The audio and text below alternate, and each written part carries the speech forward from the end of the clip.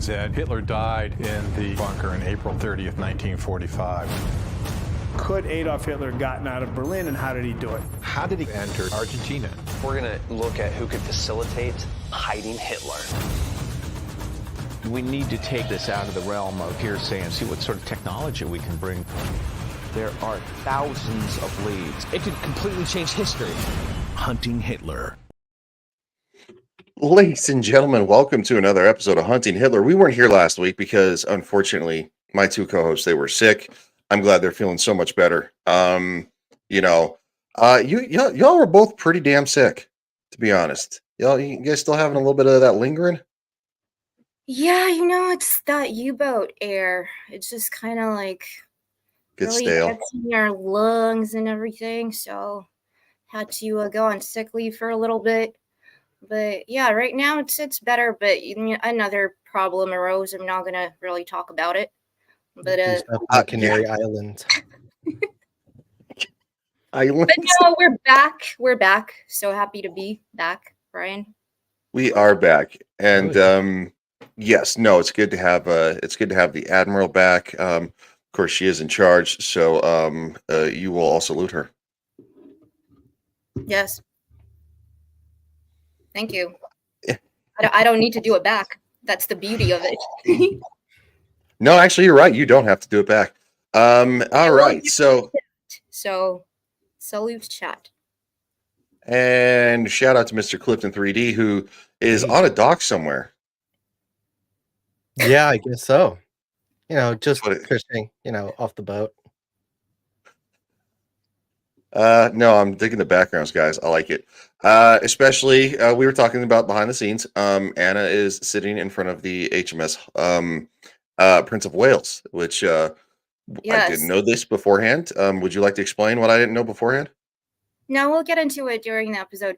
But I also just want to say that the reason now I am the admiral of a battleship is exactly because I got so sick of being in closed, confined spaces on a U-boat. So, and it's easier to shoot Clifton if he's on dock somewhere by using massive guns on a battleship than using a torpedo in a U-boat. Okay, good to know. I didn't think it was going to go that direction. Minding my own business. Clifton all of a sudden gets shot. I even grew out my beard, not just those part. Just. All right. That's funny. We'll say hi to the chat here real quick. Of course, Anna, always being the first. I love the fact that we can actually see. Thank you, StreamYards, for actually doing updates. That's great. We can actually see who has a wrench now. That's awesome. So Anna says, "Hail Hunters," and Kathleen, good to see, says, "Hey Cliff," and "Hey Anna." Hey. And Kathleen says, "How are you doing, Anna?" I'm doing very wary. I'm wary already. Well, she's here with me, so she's very wary. I feel like I'm blind in these shades. I don't understand how admirals and aviators, you kind of are if you're an aviator. You're flying as a pilot in the sky with the sun. Makes sense. But on a battleship, well, you actually don't fly with them on. Because your helmet actually has a visor that actually has built-in kind of sun screen, sunglasses ish. Yeah, I'm not talking about military. Oh, okay. Well, okay. I guess I wasn't sure. Of course, those are highly reflective that we can actually see how bright your screen is. I know, right? Jeez, I'll take them off for now. I'm getting a headache. We don't want you to get a headache. Speaking of headache, I hope everybody brought their flashlights. If not, I have 87 extra. We found out I'm the only one on the panel that actually owns a flashlight, and not just one, multiple. That is a joke about this show, though, that they use a lot of flashlights. So here we go. In the 1940s, in Spain, one of the most important pilgrimage routes in the whole of Christianity's history was a Ratline. And down that is moving Nazi war criminals. Such an awesome building, by the way. God, that's gorgeous. Damn. I love the history of the United States. Seeing historical buildings in the US is really cool. it does not compare to the fact that like when you go to Europe and you see the castles and the forts and stuff like that, it's out of control. So just yeah, I'm a dork. I get it. The Catholic I Church enjoy were it. heavily involved. Oh, look at this. This space was renovated to accommodate somebody. This is one of the greatest stories. See never flashlights. told. Perfect place to hide. We'll get through the entrance. We don't need the intro. It just goes over what we found previously. Of course, we found some stuff in the subway tunnels. In the cemetery in Spain. Yes. You know, my goofy butt forgot to set up the Rumble link. That's okay. That happens. Do you want to do it now? No, I will. I'm not going to interrupt the show to do it now.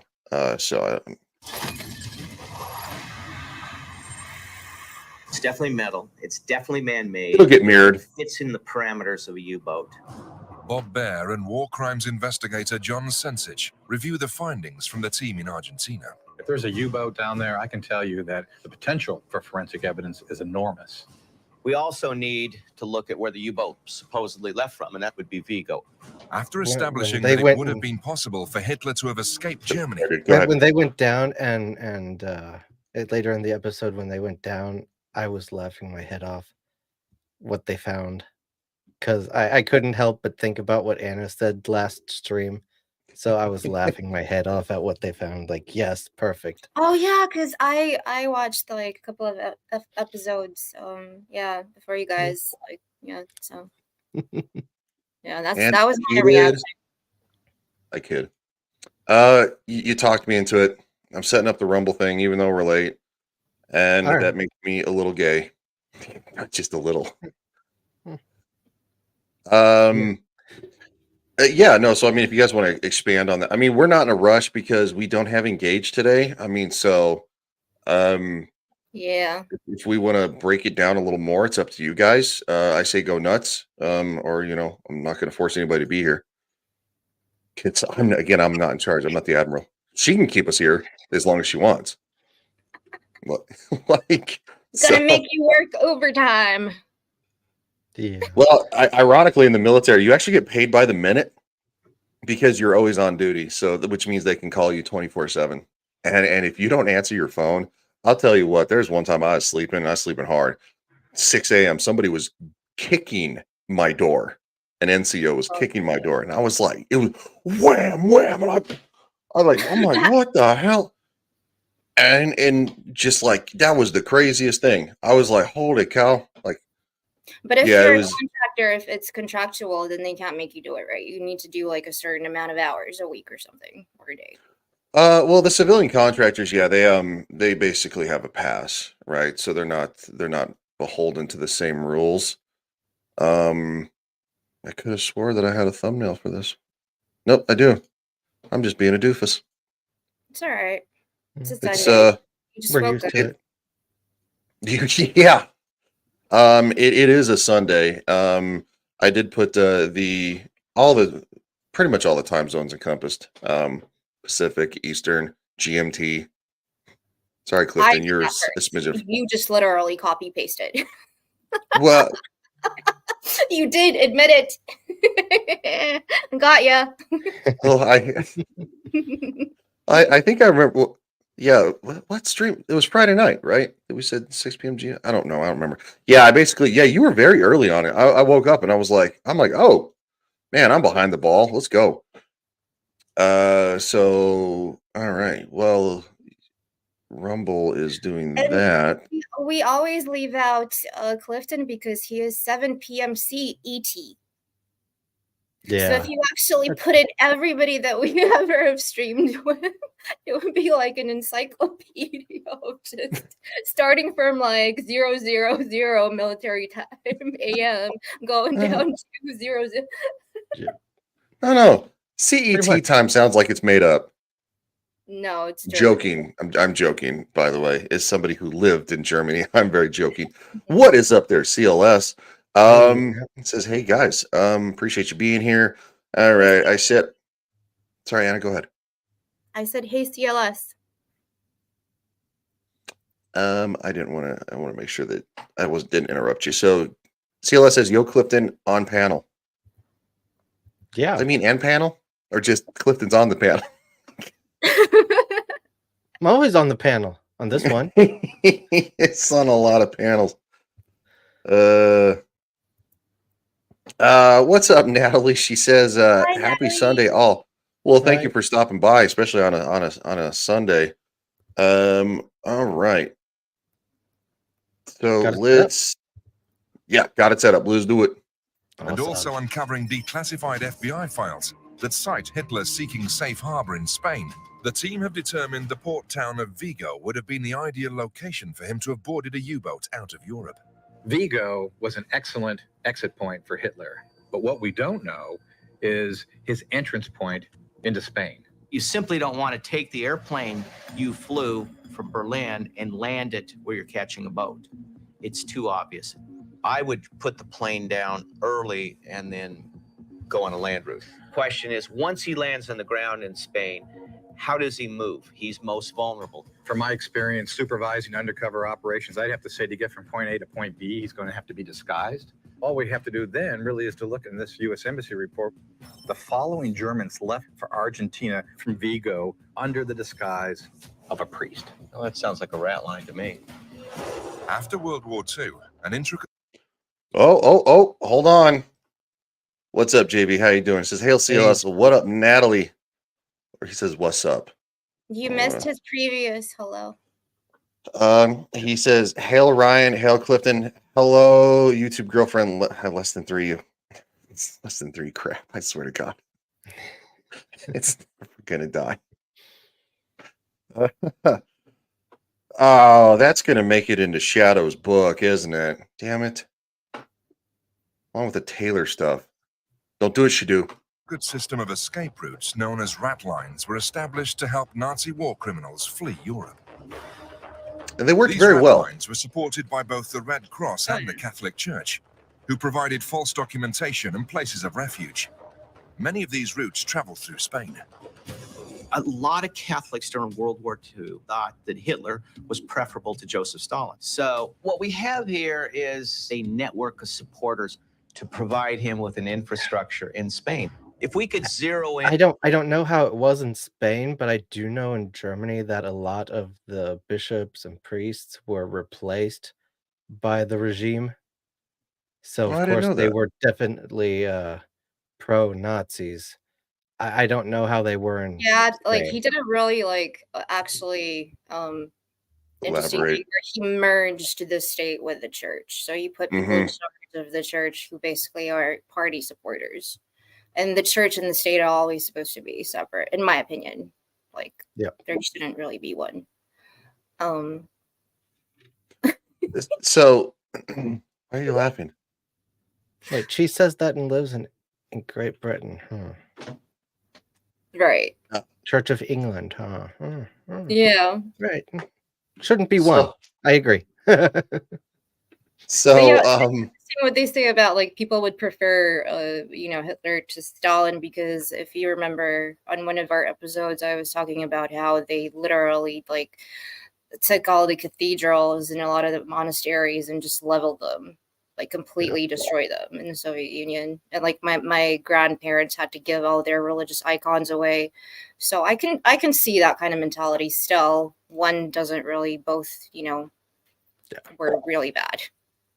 Yeah, neither was great, and but one was actively almost at war with the church, and of course, thus the reason that you could say the lesser of two evils, given the fact that communism has killed hundreds of millions. I'd be careful. That's why, like, I wouldn't compare. Both. None of it's great. Nope. But also with Argentina, Peron. Remember we talked about him, the dictator guy who was in charge at that time. He was more of a fascist than a Nazi because he worked with Jews and he worked with communists. because his end goal was always power. It wasn't really an ideology. He just wanted Argentina to be one of the best countries in the world. And also they were extremely Catholic and very religious, which is why that kind of, to me, is an interesting fact that he wanted a lot of Nazis over there, but because they were so anti-religious, but still were being helped by a lot of people in religion and places of power, like bishops and all those guys in charge of those Ratlines were religious people. Even I think even the Pope at that time was involved, like the Vatican was involved. It was, yes. Yeah. And that's crazy. Yeah, it very much was. A lot of people don't realize that. We actually find later on that yes, you'll see. We'll see. We'll get there. And on the Ratlines around Vigo, what are the most likely spots could lead us to the airplane? What I've done is undertaken an analysis of the Catholic churches and monasteries. What really brought my attention is the largest monastery in the area. It's 125 miles from Vigo. It's in Samos. What's interesting about the Samos Monastery is that it was built in the 7th century. It's large, it's private, it's secluded. It has 200 subject churches that can be translated into 200 potential safe houses. If this was truly a Ratline, you will. I have a question. Why am I asleep? Because you said something that Mustache Man would be preferable to Mustache. NJV didn't agree with you. Yeah, no. I mean, I agree more. It's a no-win scenario, but I think what they were thinking at the time is it was the lesser of two evils, even though it really wasn't. They did say it in the show, so yeah, it's neither's win on that one. It's just bad people all the way around. So yeah, it's not great. Find witnesses there or documents that Germans were coming through. Yeah, I think we're really going to make this connection back to Berlin through Samos. It's key to the investigation.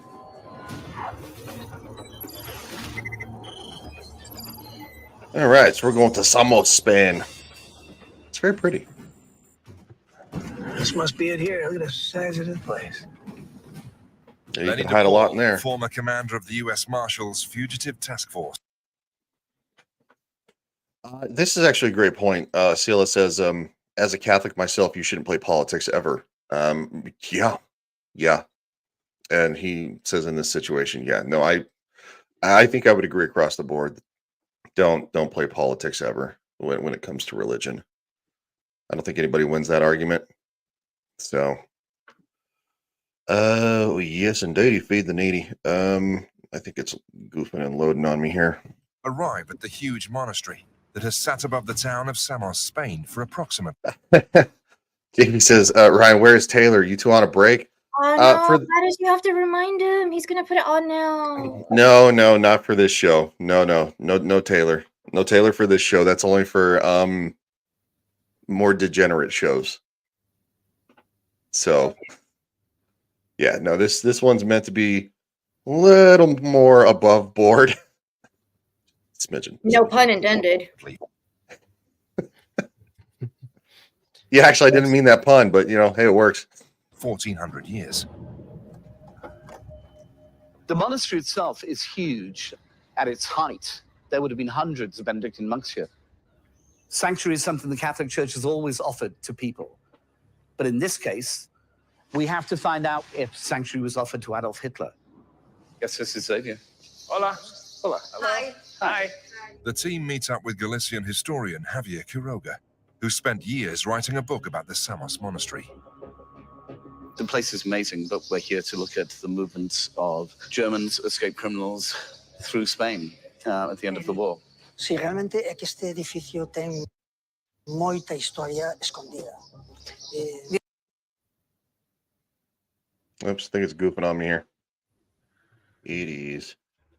It said like a couple of minutes ago that I lost connection to Legion News on YouTube in the chat. I was trying to say something, didn't go through. So Lost maybe connection. Yeah, like sometimes when you post a comment and it doesn't go through, it tells you lost connection to the channel. Okay, it's up right now. Yeah, it's working for me too. Okay. Maybe So just I got my full Admiral outfit, CLS. This is why I'm in charge. Got my white gloves, my shades. Yep. wait. Ryan Simps don't get command. I have Simps. I doubt it. No. Like I doubt it. Like that's not a thing. CLS says Anna exactly, and JV says she is. She's always in command. I dig it. Thank But take you. a shower, dude. A cold one. Bro. In that period. There it goes. Los años 1900. He says, "Can I be a lieutenant?" I mean, I guess. Like, Of course. Of course you we'll make can. you a second lieutenant because Clifton's first lieutenant. Does that work for you, dude? Yeah, sure. That works. I mean, I'm still outranked because I'm only a captain. So she. No. No. We all know the story behind that. No. 1970. In 1930, it was an abbot here called Mauro. Okay. He was very close to Franco. Mauro had a lot of power because it was supported by Franco. What we have here is an abbot, very close to a very close associate of Adolf Hitler, Cisco Franco, the dictator here. When the German war ends in 1945, they began to come to the monastery. Here in the monastery, there's a lot of German military dressed like monks. Eu teño lido esta expresión exactamente. Es decir, incluso se falaba da ruta das ratas. He said that Germans come here in the monastery because it's the way to Vigo, the route of the rats. La ruta del strato. And they used to do false documents to give them a new identity. This isn't just a part of a rat line, the escape route for Nazis. This is a hub that connects to submarines in the city of Vigo. Next stop, South America. Also, he was talking with many monks of that time. That period, yeah. Yeah. And a man who worked here when he was 18 years old, he said that he saw here with his eyes Hitler. Here? Yeah. Yep. That's interesting. When was that? Yes, it is. Yeah. Yes, and I it is. absolutely completely believe that because there is evidence of people, like we said, being helped by the church who would dress up and disguise themselves, either take on somebody else's name or disguise themselves as a monk, go to one of these places in Europe, whether Italy or Spain, and then get on their little rat line to go to Argentina or Brazil. Definitely. So I just type in something real quick. Alrighty then. Let's just saying hi for my other YouTube channel since I have 87. Monasteries were Ras Al Ghul trained Batsy. I never trust monasteries. And then CLS says JV, you spelled it wrong. Ras Al Ghul? Yeah, that's probably hard to spell. I don't think I could spell Ras Al Ghul off the top of my head. He said that Could you spell Ras Al Ghul? You. I mean, if I can't had even to spell my really name. quickly, I would probably spell it the same as JV. But yeah. I have a question. Are you wearing a Michael? You wearing a Michael Jackson glove? Oh, I'm wearing Admiral gloves. I was trying to Google it and it doesn't. My keyboard doesn't. I can't do it. I expect there's all of a sudden with them gloves on the breakout. Billie Jean is not my lover. Come on, give us a verse. I'm kidding. No. So She's back like, no. Back to mustaches in Spain. Mustaches in Spain? Probably a lot of those, to be honest. 1st of May of 1945. Hitler was here. He said so. Oh, CLS. Ras Al Ghul. Thank you, CLS.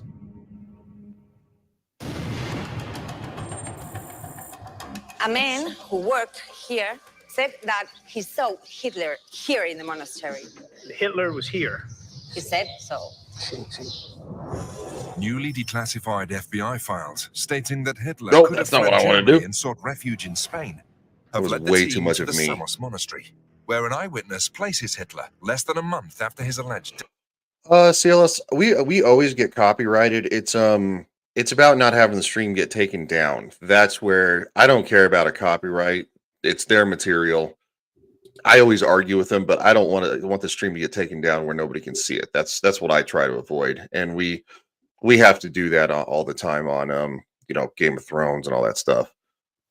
We got copyrighted for something on Friday night. Some girl's song that I don't know who it is.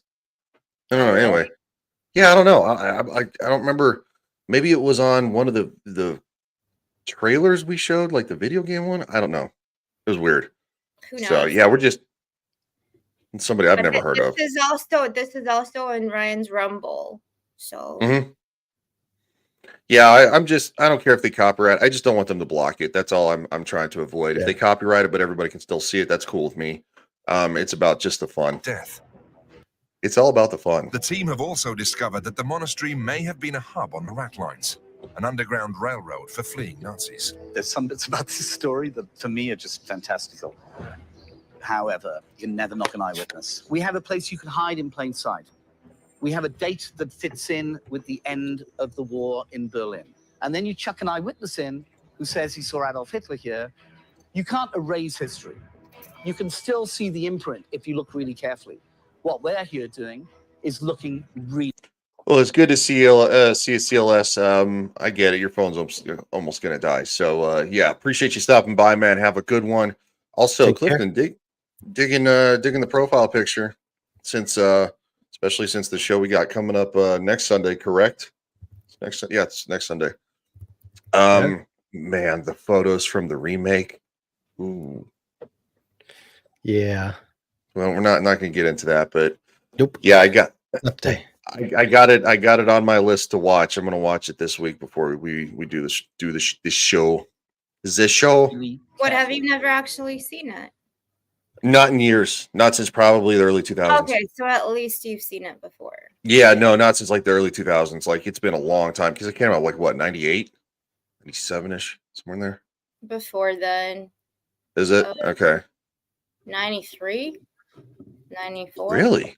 That old, huh? 94 is what it's saying. Okay. So it came out a year after Jurassic Park. Yeah, I wasn't really old enough to kind of... Well, you're obsessed with your dinosaurs. Well, I mean, he has to keep tabs on his girlfriend, doesn't he? Before or after Jurassic Park? Well, so in 94, I was like 8.5, right? So like that's how I was barely old enough to see Jurassic Park. Like my dad had to take me, and it's because I did good in school or whatever. I had a good year in school. So no, it was a little bit more of an advanced movie than for my age at that time. So I had to wait till I was like a teenager. I saw it when I was like 6. Damn. Yeah, I'm not sure. I was in school yet. Well, Yeah, it was a big deal when my parents took me to see Titanic and there were boobs for the very first time that I saw in the theater. Yeah, that was a big deal. And it was creepy because my parents were there. Mm-hmm. It's always kind of strange when you're watching TV with your parents and boobs come on. It's like, Yeah, Mm-hmm. it was more weird for me watching Game of Thrones with my dad. Like, Yeah, I could. I'm just Yeah, gonna Game of pop out and go to the kitchen for a little bit. Like, it's a bit weird. Yeah, it's super weird. Even to this day, I remember it being weird. All right. Os nazis quitaban a súa capucha. Here, the Nazis used to take off the hood and eat in silence. Wow. Yeah. Is there any documentation off that their I can hood? see that supports all this? What's that? yeah, they're monk's hood. Oh, Mhm. they used to take off their hood and eat in silence. Okay. Yep.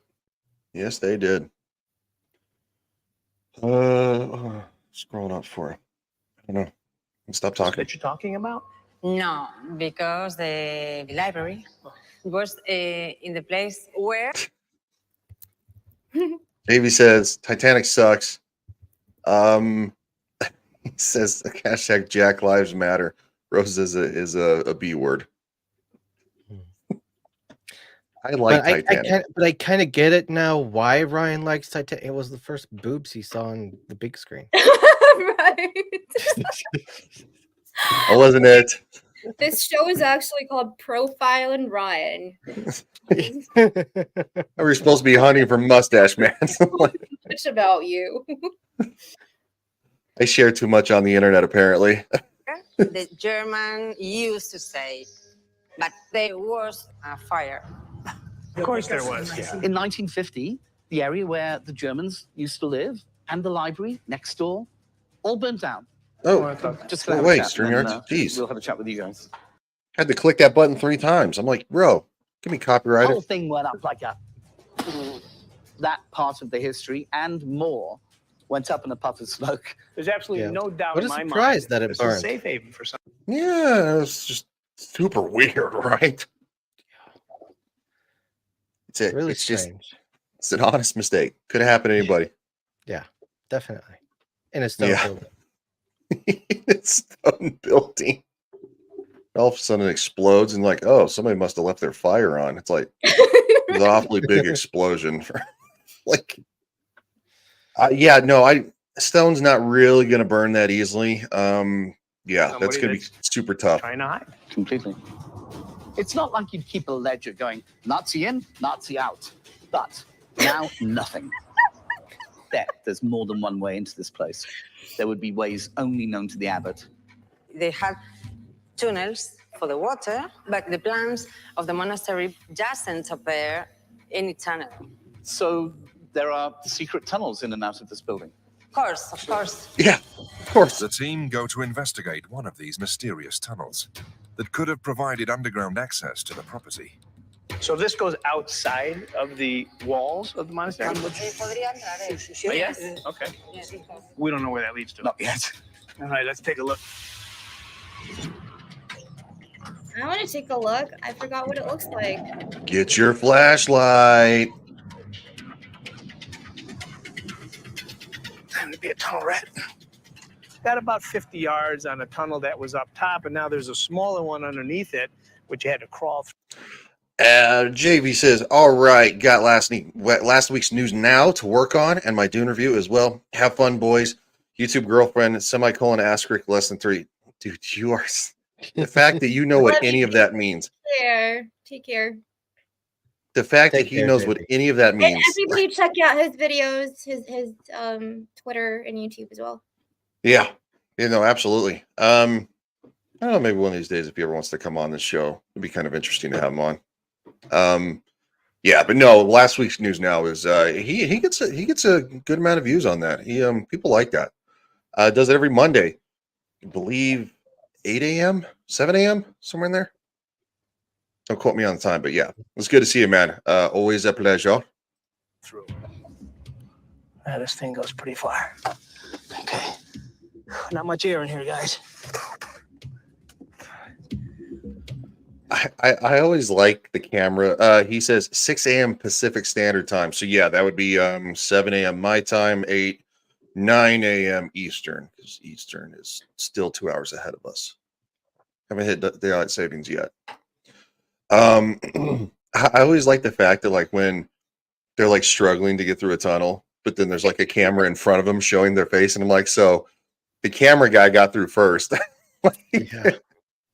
I mean, yeah. I get it. It's all for cinematography and all that, but it is slightly corny. Like if they're in a sunken boat or something, like they're exploring a sunken ship and guys diving through in this corridor, and he's like, it's a little tight in here, guys, but you see him from the front. It's like, so the camera guy had to make it first. You didn't, but he did. Or it's like if they're diving like with sharks or something, it's like, oh my god, these sharks are so scary, and the cameraman's just there, like the first one to go down. Outside of the cage. Yeah. You gotta but laugh I guess though. another thing that could be that one of them is actually one of the team members is filming it, like with a GoPro or something. and not the actual big History Channel cameras. Yeah, no, it's probably most likely something smaller because yeah, those big old giant cameros, like Yeah, you wouldn't those are risk, like even scraping that. That's thousands of yeah, dollars. it's like a 60-pound camera. Like there's no way. So and GoPros, I mean, they can stream and record in 1080p. So I had a friend who actually lost. I had a friend who lost his drone with the GoPro on it in the Tampa Bay, and like when the water level went down, he ended up finding it, and the drone was dead, but the GoPro still worked because they're waterproof. Yeah, those things are very durable. Oh, I know. No, so anyway, I digress. Get me on tangents. Thing ends right here. It's bricked up. Bet if I could have got through that wall, I'd have been on the other side of the wall of the monastery, knowing that the Germans were here. They were comfortable. They were welcomed. To have now a tunnel underneath the monastery is pretty significant. I want to find out where this tunnel ended up. What'd you find? There was a tunnel. Okay. I probably crawled 100 yards. Boom, brick wall. You can see where somebody had blocked it off. I had to have been on the other side of the monastery, on the other side of the wall. 100 yards to take. Easy. Is there any? Buffering. I don't know. To me, it kind of seems like, well, there's why are you breaking it up? Because remember, I confused in the last episode. I was talking about how would they get Hitler from the thingy bunker through that tunnel because it was really tiny as well, and he'd have to crawl. Same thing here, but they actually blocked it too. Yeah. So yeah. why No. do that? So nobody can get out or get in. Why would you block it? It may have been blocked. Immediate, yeah. Yeah, but maybe after the fact, it was bricked up, which I would assume probably most of it was done. Maybe kind of the last person came through, the last person escaping, and they're like erase any of this ever existed, Right. And So like in the cemetery when they built over the older German yeah, with the swastika just to yep, this never happened. Yep. Erase this person. It's part of history. yeah, and I think Clifton could probably attest to that because obviously there's still a lot of shame surrounding all this kind of stuff. Which is unfortunate. The fact that they're actively trying to erase. I mean, I get it; it's a horrible part of history, but you're still erasing history. I mean, it's not just history in Germany; it's just everything that's just somewhat pro-Germany is not allowed. You can't do it. Like just hanging up the German flag. If the German national soccer team isn't playing, you can't hang your flag outside or you will be labeled a Nazi. The police I have will something show for up you, Clifton. and ask you to take the flag down. What did Anna say? I didn't catch it quite. I don't either. But she left quickly. She's like, poof, I'm out of here. But I have something DoorDash. for you. Are you talking about German representation? My German friend gave me this. So yeah. I see. That's probably something from the World Cup or something, Yeah, when the it is. national team plays. So Mhm. that's the only time you can be proud of Germany. Ryan's like, what the fuck? No, I'm trying to wrap my head around this. So German citizens cannot fly the flag of Germany, the current country flag. Yeah. What You can't show that you're proud. You will be labeled a Nazi, and you might have police show up and be like, "Hey, take the flag down." And you don't tell the German police no.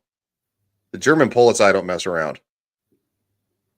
So It's the opposite in England. Everybody likes showing off the Union Jack.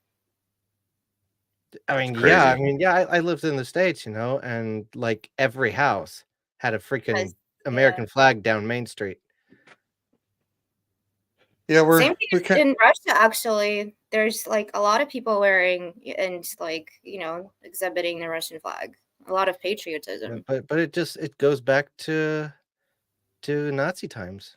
Yeah. You're not allowed to be proud of your country if you're German. That's wild, man. Yeah. It'd be different if you were hanging up a certain flag that's red and black and white. Yeah. But just It's wild to me. I don't know. I don't get that. As an American, I fly the shit out of the American flag. I love that shit. Unless the Germans are playing on TV, then you can have your face painted in the flag. You can have flags flying. You can have a flag wrapped around you. No problem. Or you can have one of these, which are really cool. Yeah. I love them. Why does it sound weird? It's got like a deeper sound to it. Because the It's like- World Cup was ages ago. This is old. No.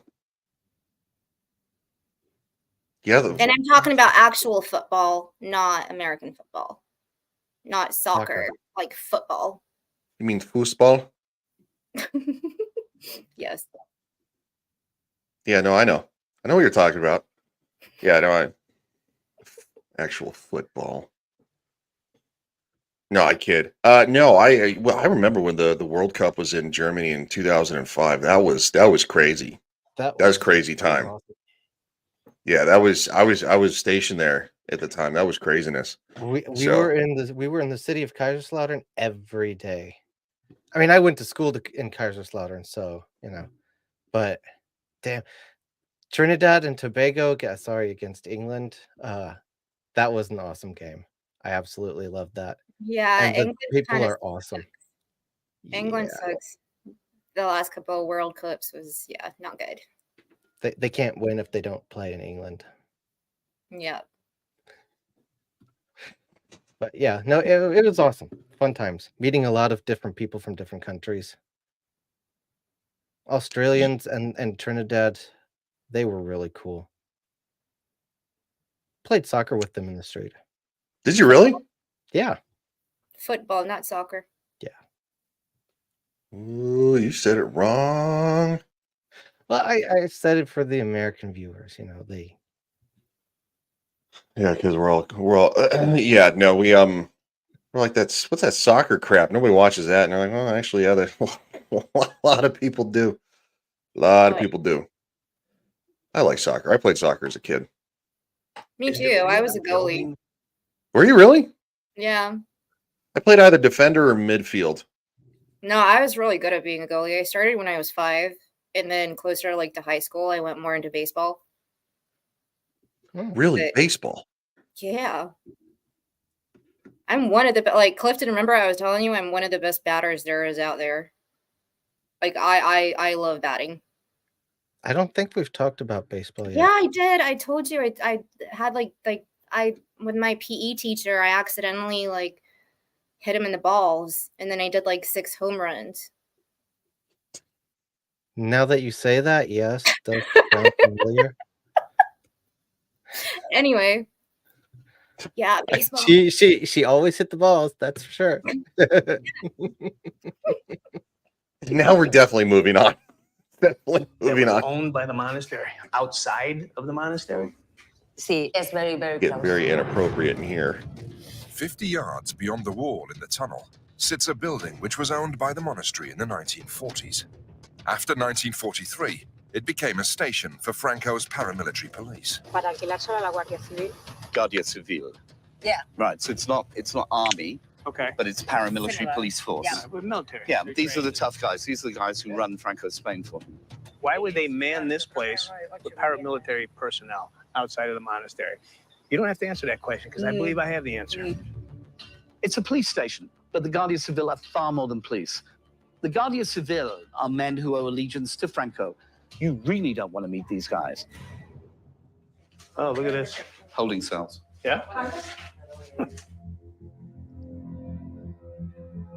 There were cell blocks downstairs in the office space. So I was looking in the cell blocks, and every floor was cemented. Look at this. Not a group of people you'd want to meet. Nope. That certainly has been covered over.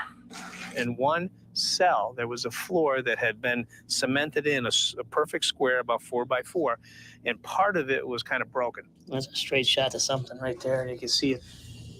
I was able to dig in a little bit.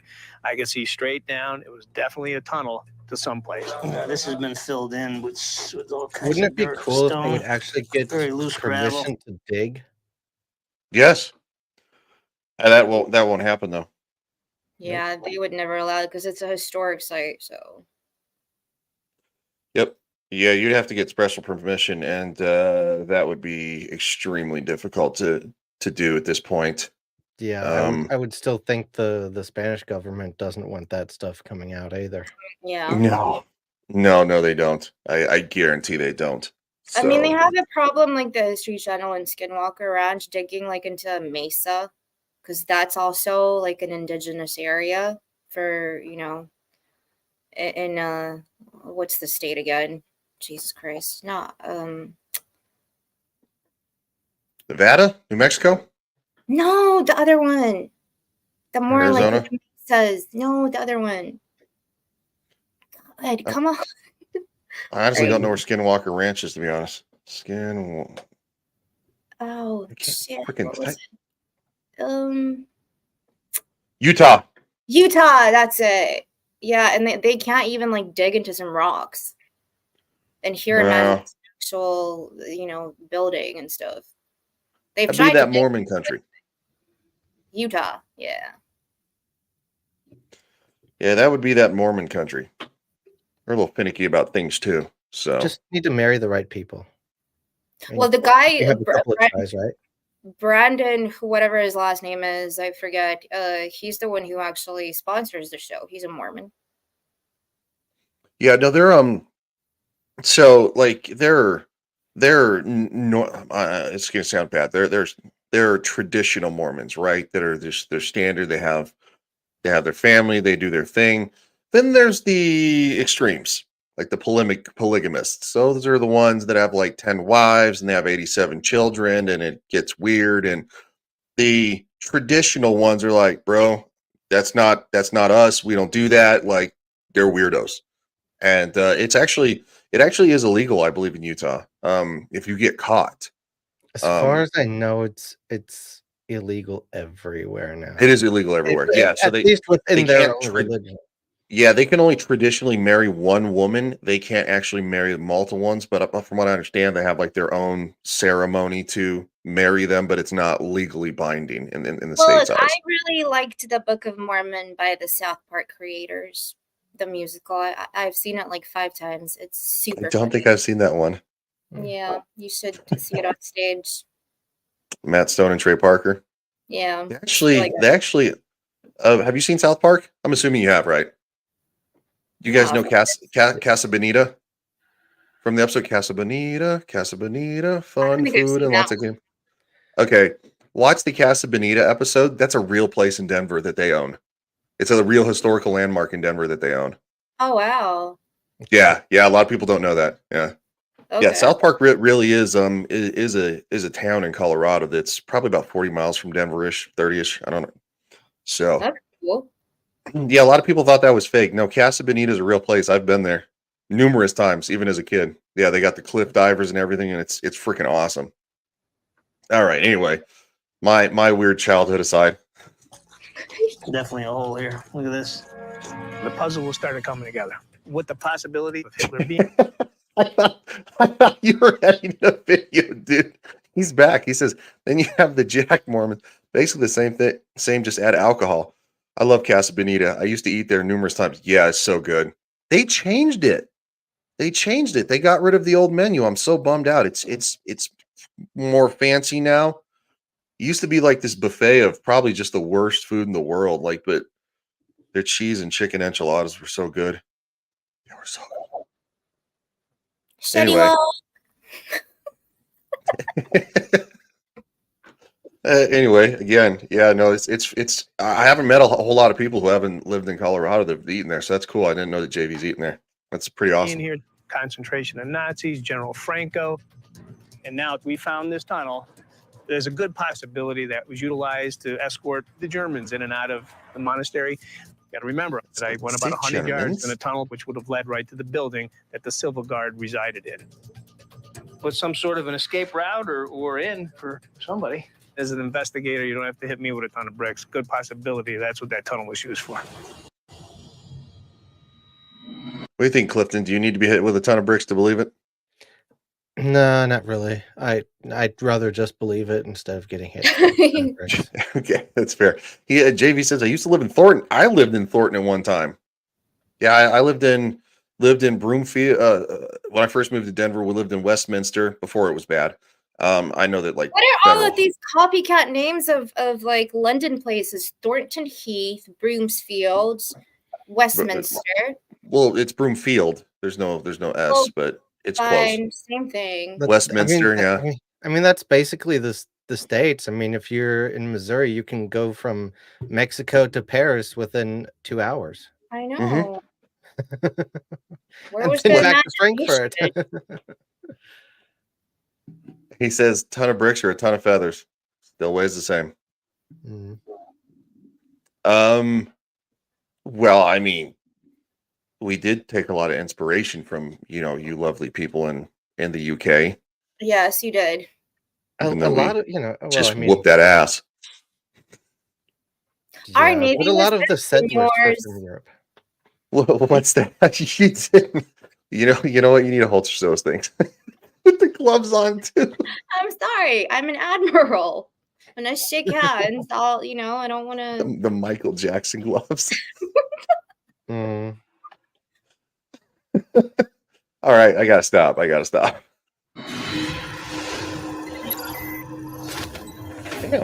That should be all I need. So I'll swap out and put the Egypt to Venice to Paris within 4 In miles. Argentina, Oh. Tim Kennedy and the marine archaeologists prepare for an open ocean dive to identify the mysterious metal objects detected on the ocean floor. We're gonna be extremely conservative. Hey, anybody else here scuba dived? I haven't. Yeah, I've got a passport. I want to learn how to do it. I want to learn how to deep sea scuba dive. Oh wow, no, I can't do that. Mine is only certified for like 30 meters. Mm-hmm. Yeah, no, I don't know. Part of me wants to learn how to do that because kind of the bottom of the ocean is kind of scary. And I kind of want to do it. Is that weird? No, it's not weird, but like you're also not James Cameron. Like if you really want to go deep sea diving, you really need to be No, rich. I don't want to do that. That's too much. But even like with swimsuit equipment, that would be a lot of money. Yeah, no, I always want to learn. I didn't do that before I left Florida. I kind of wish I would have, but no, well. It's Florida. We're not going to come anywhere near our limits. We're super remote out here, and we want to make sure that we're extra safe because help is far away. Sounds like a good plan. Dive leader Joe Hoyt prepares for an expedition that could put them face to face with the U-boat the declassified FBI documents claim delivered Hitler to Argentina. All right, let's go find a U-boat. Let's do it. If he says I won't, nope, no way. I stay away from oceans, uncontrolled water, nope. He also doesn't like scorpions. If you watched Oh him. my god! I have something else to show you.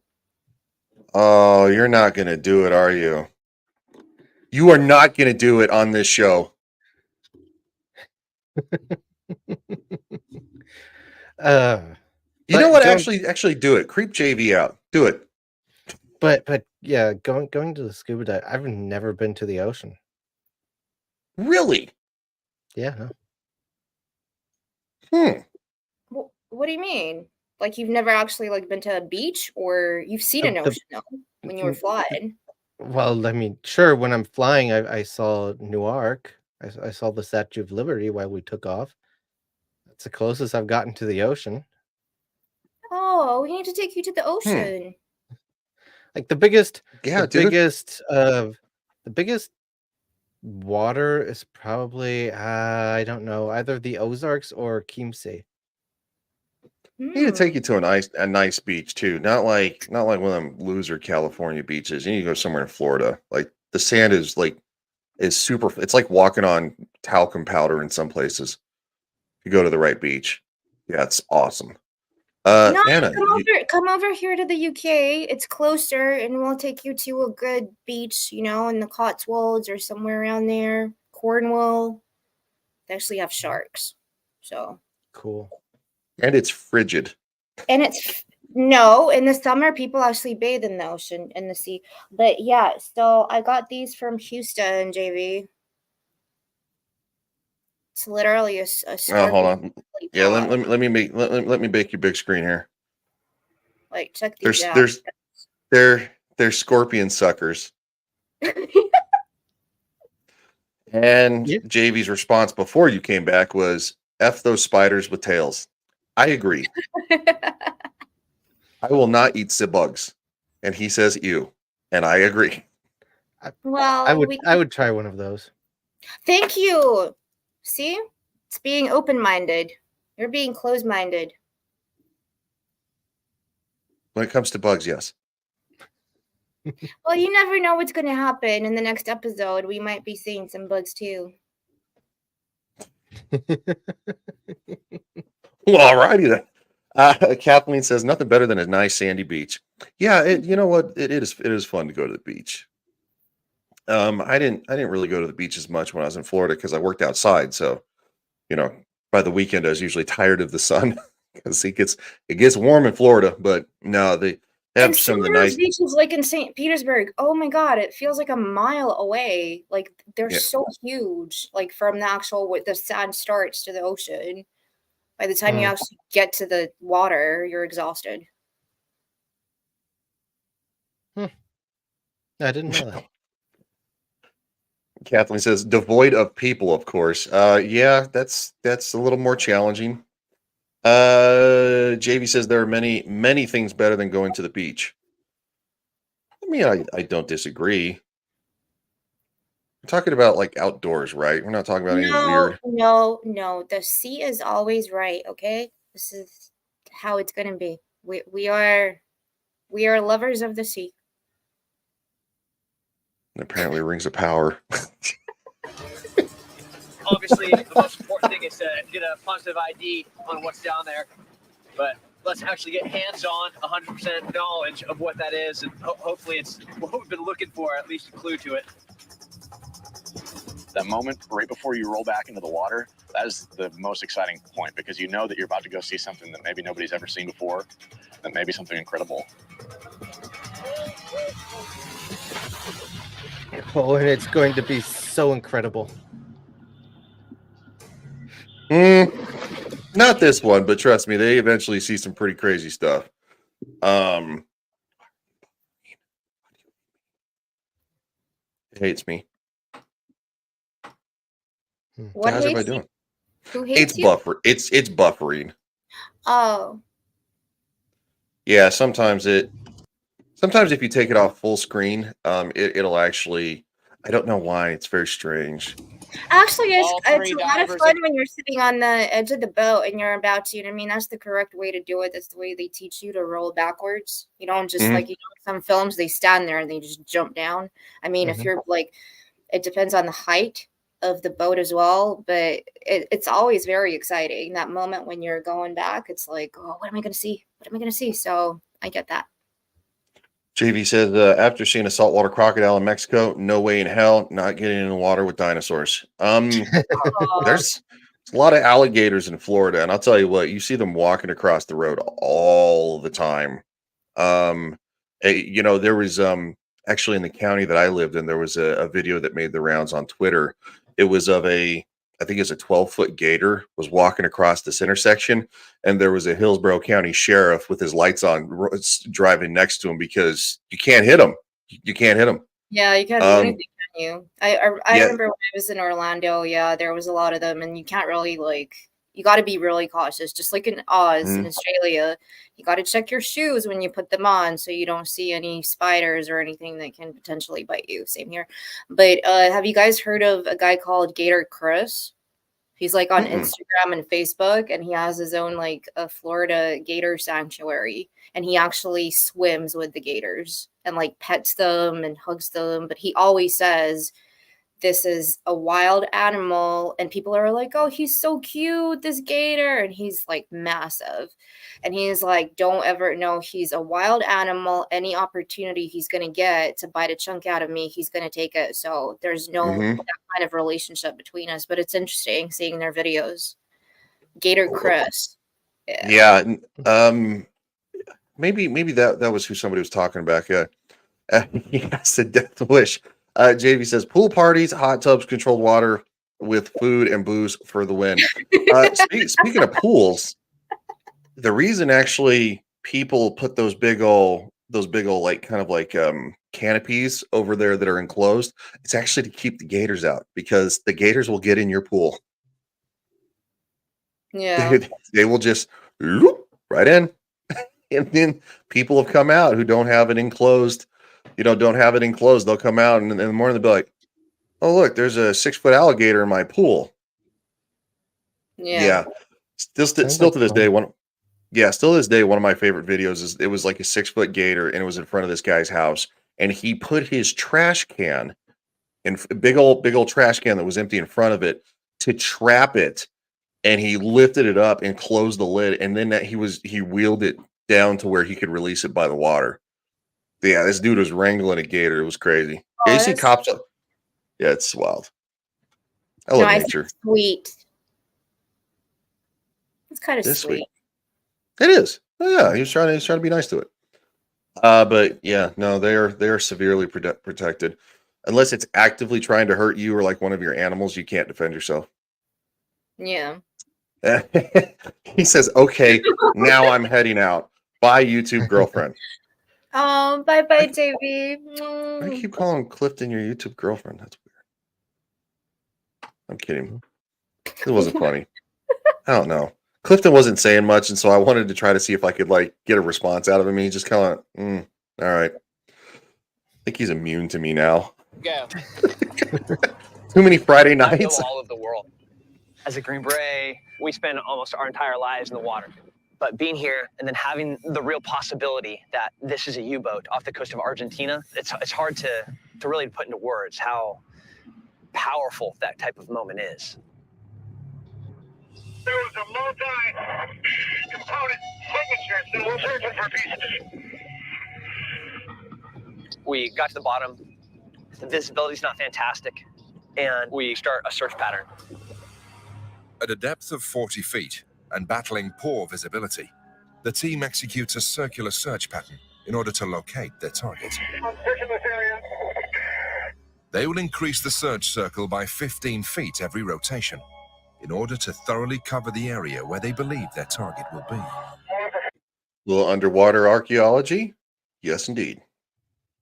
That'd be kind of cool, though. Yeah. I don't know. I'm fascinated by archaeology. So, yeah. It'd be pretty tedious, though, like especially in like low visibility water like that, because obviously the camera can see better than they can. So they're going back to what you were saying before. The cameraman is just like on point all the time, and they can't see shit. He's spot on it. But there are times there later on in the next next couple of seasons that actually they do put cameras in water, and like it is just so murky and green and just you can't see anything. Like you could barely see your hand in front of your face, which is crazy. Yeah.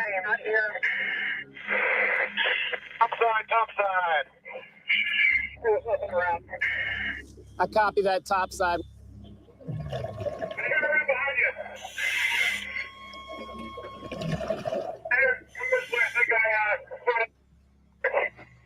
Say again. You came in broken. It looks like something. Here we go. They found something. Oh my god! Holy cow! It's like the music.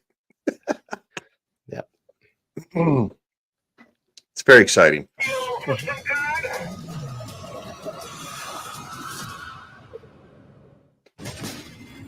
Off the Argentinian coast, the team's state-of-the-art sonar has come across a significant hit. Here we go. Tim Kennedy and Joe Hoyt are leading a dive on a metal object they believe could be part of a scuttled German U-boat.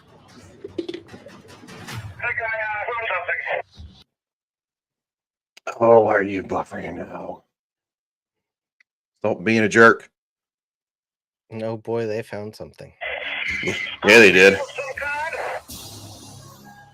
Roger, I copy. You've come across a skill ID. It looks modern. Doesn't look like it's been down here very long. Fell off somebody's random boat. So definitely not a U-boat wreck. But remember in the last episode when they had the sonar, thing, and they were looking at it. It's like, oh my god, it's a straight object with an angle. And then Andy Pickle was like, looks like a finger to me or something. Like, and you That's were like, basically no, what it is. that'd be the hull of a ship. Yeah, they thought it was like it could have been like the bow of a ship. Yeah. They actually re-show that right here. I copy that top side.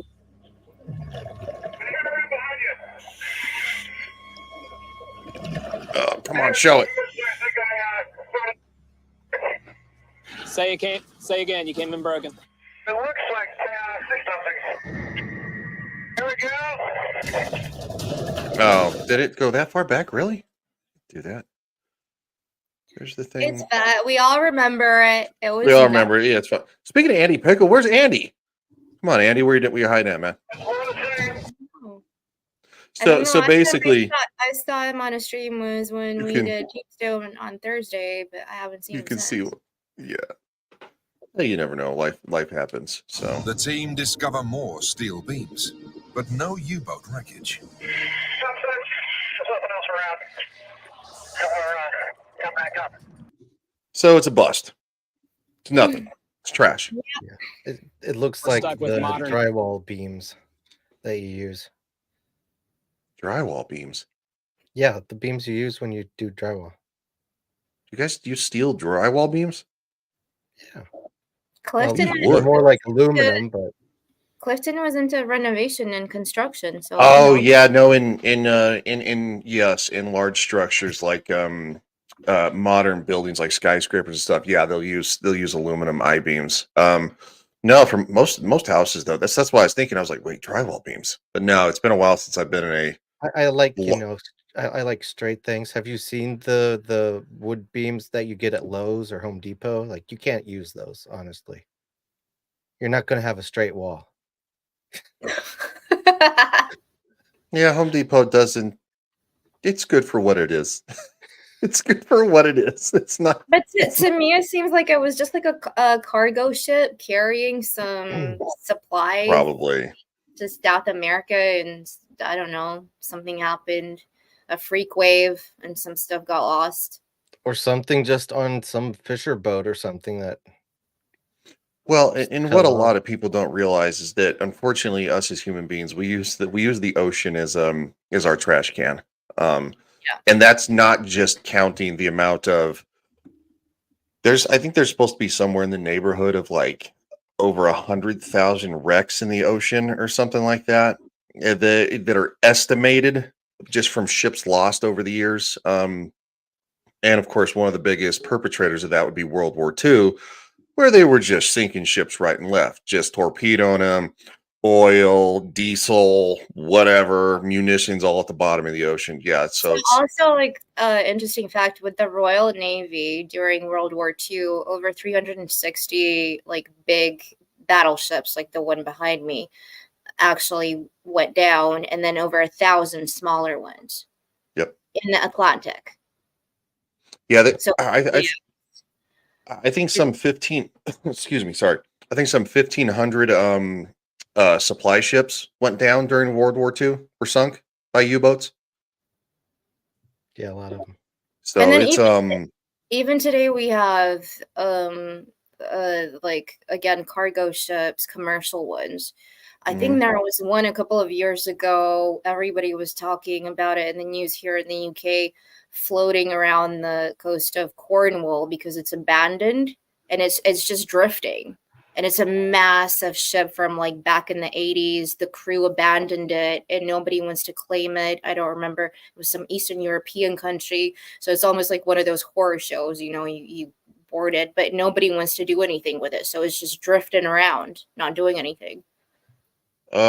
So I actually just looked it up. It says there are more between obviously any type of floating device. So like 10,000-year-old canoes to 21st century shipwrecks. There are 3 million in the ocean to this day. I have a feeling the majority of are all modern, unfortunately. Yeah. Wow, that's nuts. And then also you have to take into account with like sonar, all the planes that have gone down as well. Yep. So the plane wreckage too. Yep. But yeah, with those steel beams, I mean, I just knew it. I could tell by the production, the way they were hyping it. Like if it actually was something awesome, it would be in the news.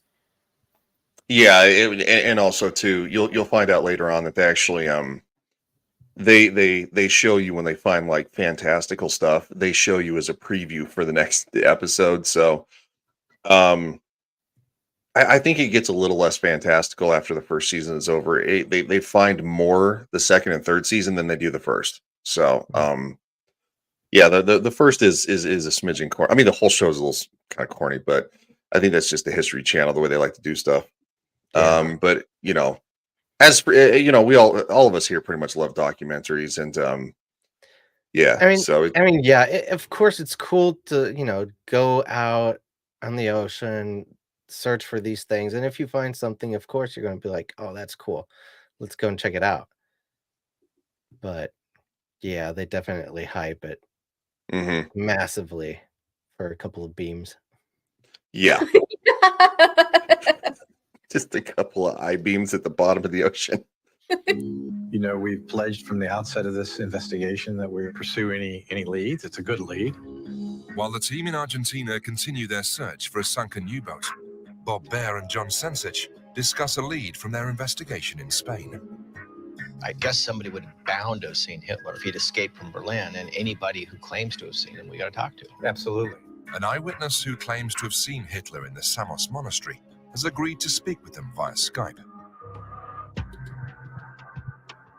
Why was he in a position to be able to see Hitler? I mean, that's really what it comes down to. Who is this person? How did he know the information? Did he actually see it? And why should we believe him? Hello. Okay, hello. Thank you so much for your time. We have some questions for you. If we go back for a moment, how old were you in 1945? 15 años, sí. What were you engaged in? Construction. Okay, great. What I'd like to ask you, just Definitely looks like he would have been 15 in World War II.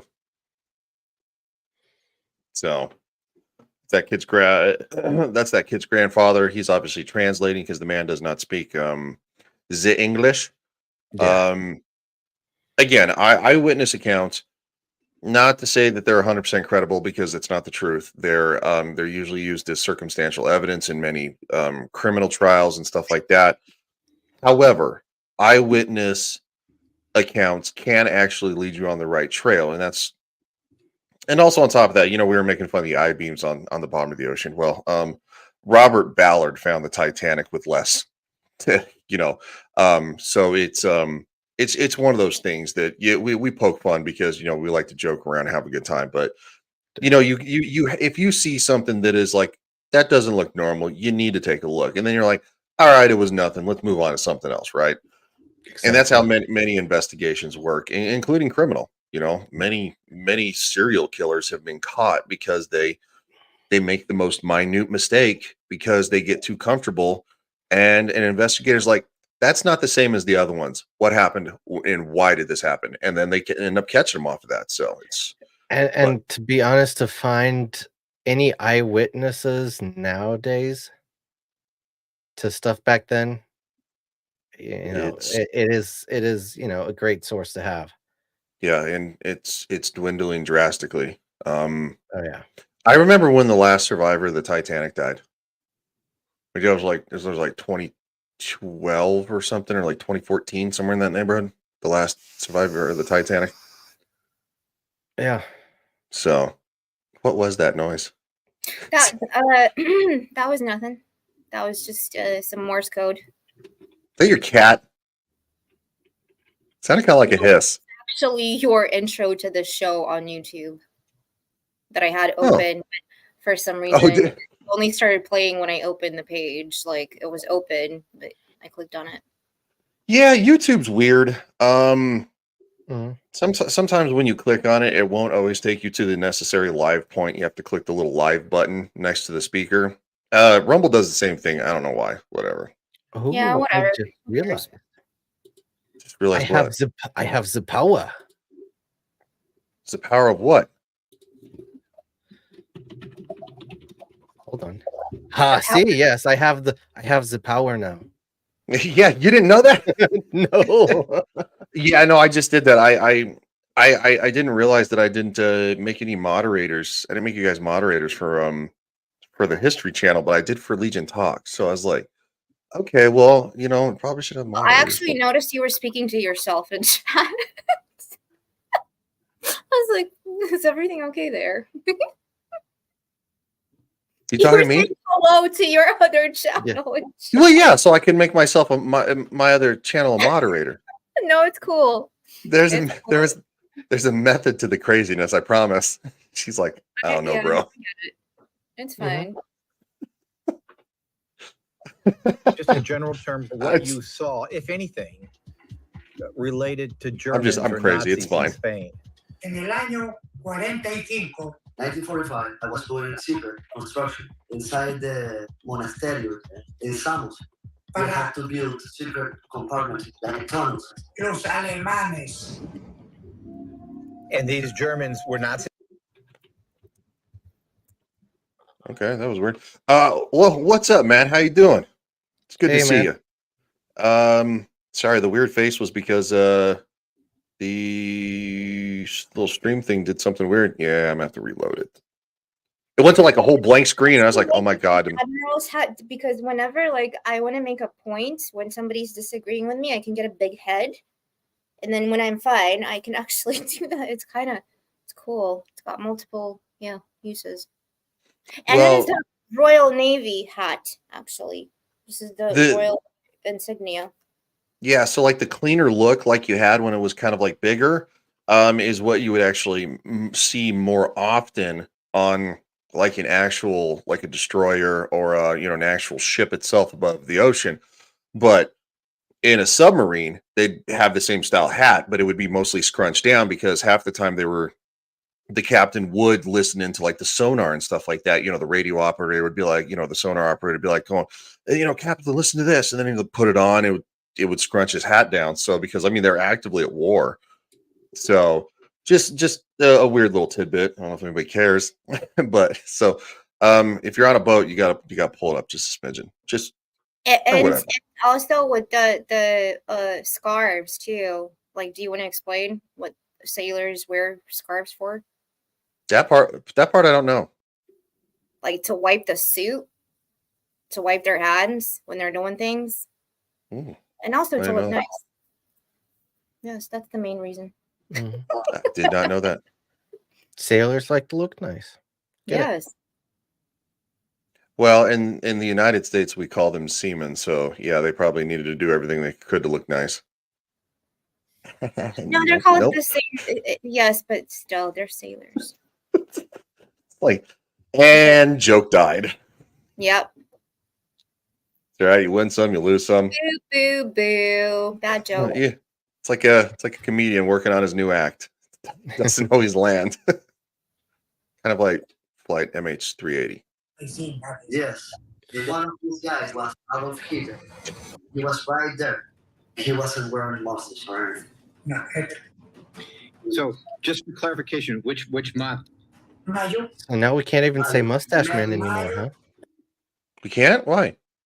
He shaved it off.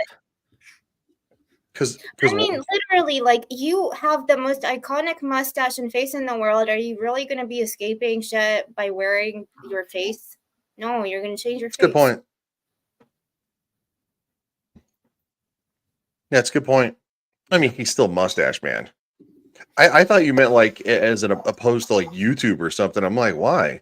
Because no, just because he shaved it off.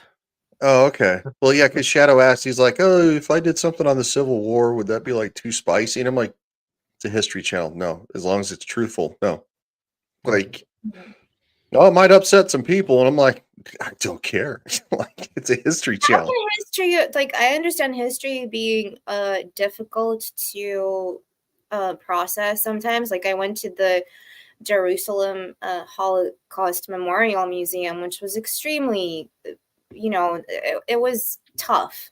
It was brutal to go through some of the things they had in there. But at the same time, it's so important for people to learn about this. So if somebody's butthurt about it, I'm sorry, it's history. Yeah, exactly. I went to a concentration camp that was in Belgium. Yeah, it was I don't want to sound crass, but as somebody who's done the jobs that I've done for a long time, let's just say that death has a certain smell and it never goes away. Yeah. Yeah. Yeah, So- I was close to Metz in France. They have one. I was there. They have the oven still there, and yeah. So yeah, I Yes. think it's important, even It if it's smells stinks. uncomfortable for somebody, it still needs to be talked about, and obviously not like in a way that you're really making the show like really negative, but just educational. Yeah. No, education is important. And again, shout out to Shadu for pumping out videos. Good for him. I mean, he enjoys it. So that's why I'm like, dude, go nuts. Oh, he's great. He's great. I always laugh. He Yeah. always brightens my day whenever he does anything. It's funny. Yeah, I like him. He's a good kid. Good kid. 1945. I realized he was really Hitler because of the airplane. Tell me about the airplane. Me fui a trabajar a otra parte. I went to another town. The first thing I saw in this new town was a German airplane. The airplane landed in a potato field that this old man owned. I asked him how many people came in that plane. He said it was 5 people, and they were German. Did anybody that you know saw Hitler and get off that plane and told you this? The owner of the farm, many times, he kept asking that, do you think it was Hitler? And the people said, like, yeah. So if Hitler was on that plane, is that what you're saying? Where exactly was the location of this plane? Un pueblito In a little small town. que se llama Corneos. Perfecto. We have to stop right now. So muchas gracias por todo. Hasta luego, yeah? What I find interesting here is the fact that our team is in this monastery. They see these secret compartments. And this gentleman built those compartments. It fits very well. We have a witness which places Hitler there in 1945. And later, secondhand, this guy hears about an airplane that lands near the monastery. The timeline and the airplane fit our theory how he got out of Germany. If we can find evidence of how that plane landed, we can fit how he got into Spain and how he left from Vigo. This could be our missing link. If there was a plane landed there, undoubtedly we'll find it. Yeah. To get to South America, you need to come through Spain. This is a conduit right to South America. Yeah, completely. Lenny DePaul and Gerard Williams head for Corneas, Spain, in search of evidence that could verify this explosive eyewitness report. The airplane landed in a potato field. Hitler was on that plane. Is that what you're saying? If a plane did land in this area, it would provide the team with a crucial puzzle piece, explaining how Hitler entered Spain before boarding a U-boat in the port town of Vigo. What's up? The people you want me to look for? Yeah. I found them. Did you? Yeah. Stuff. They want to meet. Good job, Pablo. The team's local contact has uncovered a second eyewitness who could verify the events surrounding the plane landing. We're here today. Buenas tardes. Hola, buenas tardes. One of the most difficult things about handling an investigation like this, 75 years on, is that there are very few, if any, living witnesses to what actually happened. If we're going to tell the story properly, we need to speak to people who were witnesses at the time. Entonces, Ahí entonces 18 años. Yo estaba en el río con una caña cazando trucha. he was All right, so he said he was 15 years old. He was actually on the river with a fishing rod when he witnessed this. So again, it's gonna kind of align with the other guy. Excuse me, who was 15. So this was in 2015. This first came out, so we were about what 70. Oh, that's because it's been almost 80 years. So they were about 71 years removed Right. from World War II. So from this time frame. So just to give a little bit of context. fishing by the river. No pensé nada. Me asusté un poco y me cogí So he said he got a little scared and I ducked, but then I noticed a plane just flew over me. Now, a standard one-engine plane at that time is not going to startle you. However, as we saw, Hitler's plane, giant, what was called like the Condor, something like that, but it was giant wingspan, 4 engines. I mean, that thing would have been louder than anything you've probably ever heard in your life. Being a little Luftwaffe 1, huh? yeah. It's going to be it was the birth of Lufthansa. Flew on one of that was actually one of my favorite. I know this is so sidetracked, but when I actually got out of the military and I left Germany, I actually flew on a Lufthansa 747. That's it. That's my favorite passenger liner of all time is the 747 because it's just such a behemoth. 4 engines. You can afford it. By the way, did you hear about the news about the Boeing? Well, the U.S. government paid for it. Sorry, Anna, go ahead. Boeing 767 Max 9. Like people are refusing to fly on it because the FAA and Boeing have literally, like, the inside employees have leaked some stuff saying that it hasn't been built properly, and people are refusing to go into it. Actual people who have worked on Boeing. Really? There was the fuselage blew out on a flight to Alaska. There was another one that crashed in Ethiopia, and it's got like yeah. So people are saying don't fly those planes, and unfortunately, some of the biggest airline companies are flying them right now. Do you mean the 737 Max? Yeah. Yeah, not the 8 series, the 9 one. Yeah. Not so. Most of the 737s that you actually fly on, many operated by Southwest are going to be Boeing 737, but they're going to be the 800 series. That was the state of the art. However, I believe Southwest actually canceled their order for the Max because yes, it has massive safety issues. I do remember that story about they're just falling out of the sky.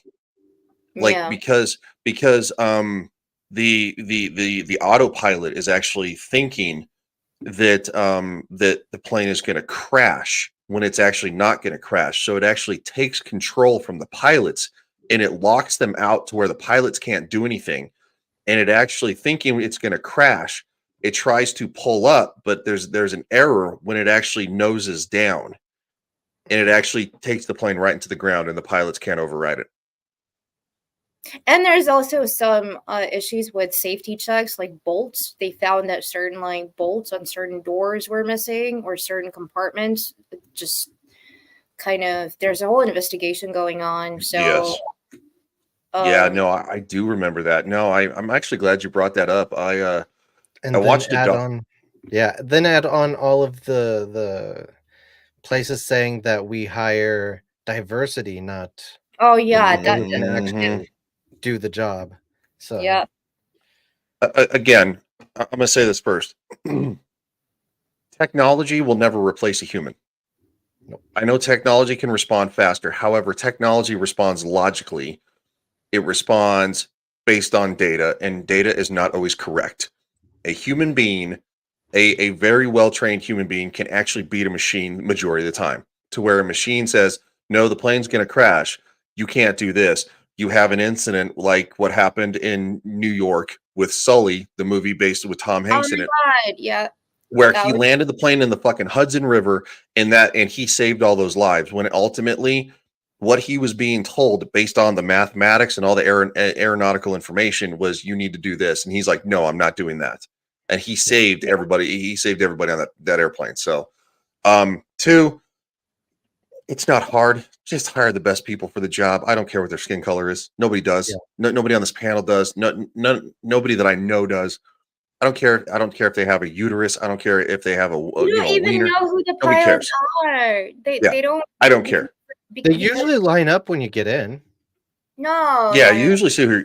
No, it's a lot of times when you get out, they probably come out of the cabin after it's locked for safety reasons. But it's when you come in, it's usually the stewardess or steward that greet you. the pilot I'm a rarely little weird. So I get there like an hour and a half early before the plane departs because I've missed flights before and it's awful. Oh, well, Um, then you actually see them going with I've their I've little seen the face. majority of my flight crew. Again, I don't care who the flight crew is. I don't care. Like, it doesn't bother me one bit. But this whole nonsensical thing again is you know, And there back in the day, is you actually had like when I was a little girl, when we were flying between Moscow and Sydney, and it's a very long haul flight. The pilot would usually just to stretch his legs, go out into the cabin and just like greet people and say like, "How are you doing?" And I remember my mom thought he was a steward, so she's like, "Can you take this rubbish out?" And he was wearing his captain's hat, and I'm like, I was like 7 or 8, and I'm like, "Mom, he's the captain." And she's like, "Whoops." He's like, no worries, madam, of course. So that no, was I remember that too. I remember when I was I think I was probably around the age of maybe 6 or 7.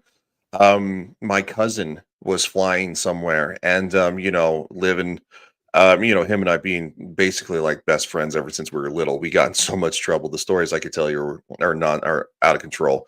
Actually the flight crew brought me on because him and I both loved airplanes. We've loved them ever since Top Gun.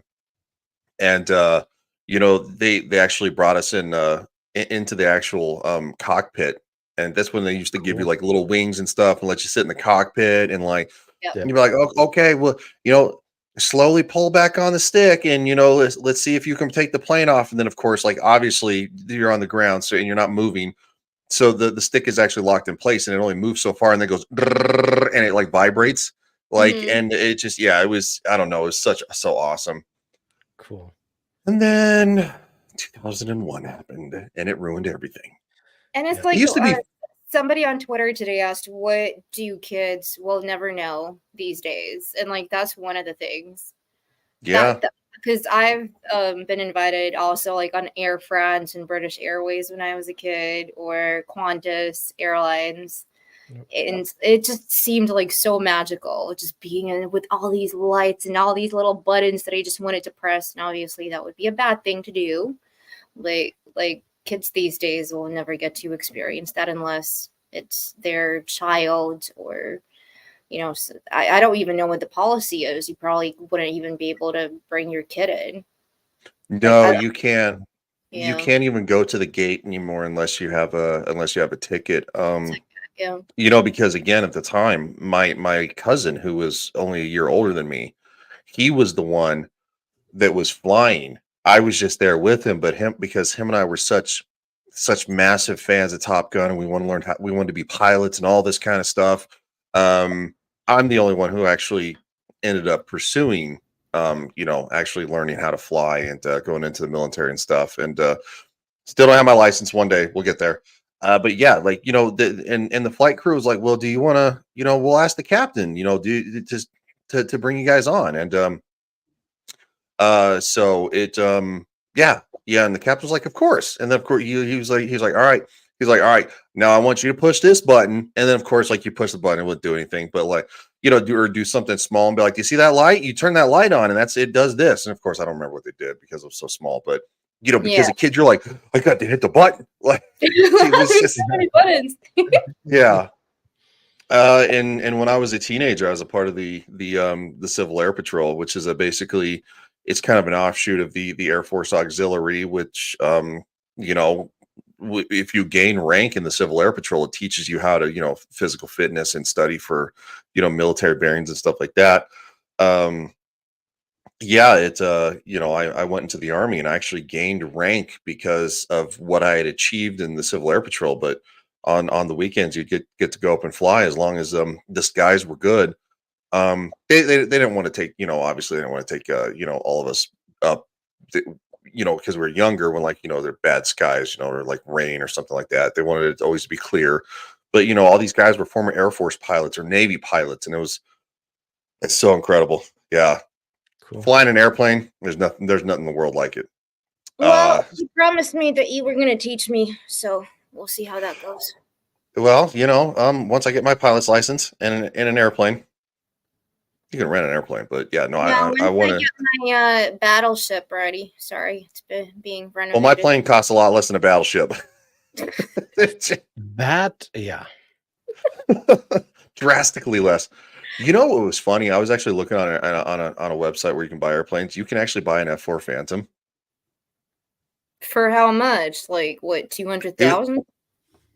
No, it was like 1.2 million, but that's a steal for a basically the predecessor to like the F-14 Tomcat and stuff like that. It's a actual, you know, yeah.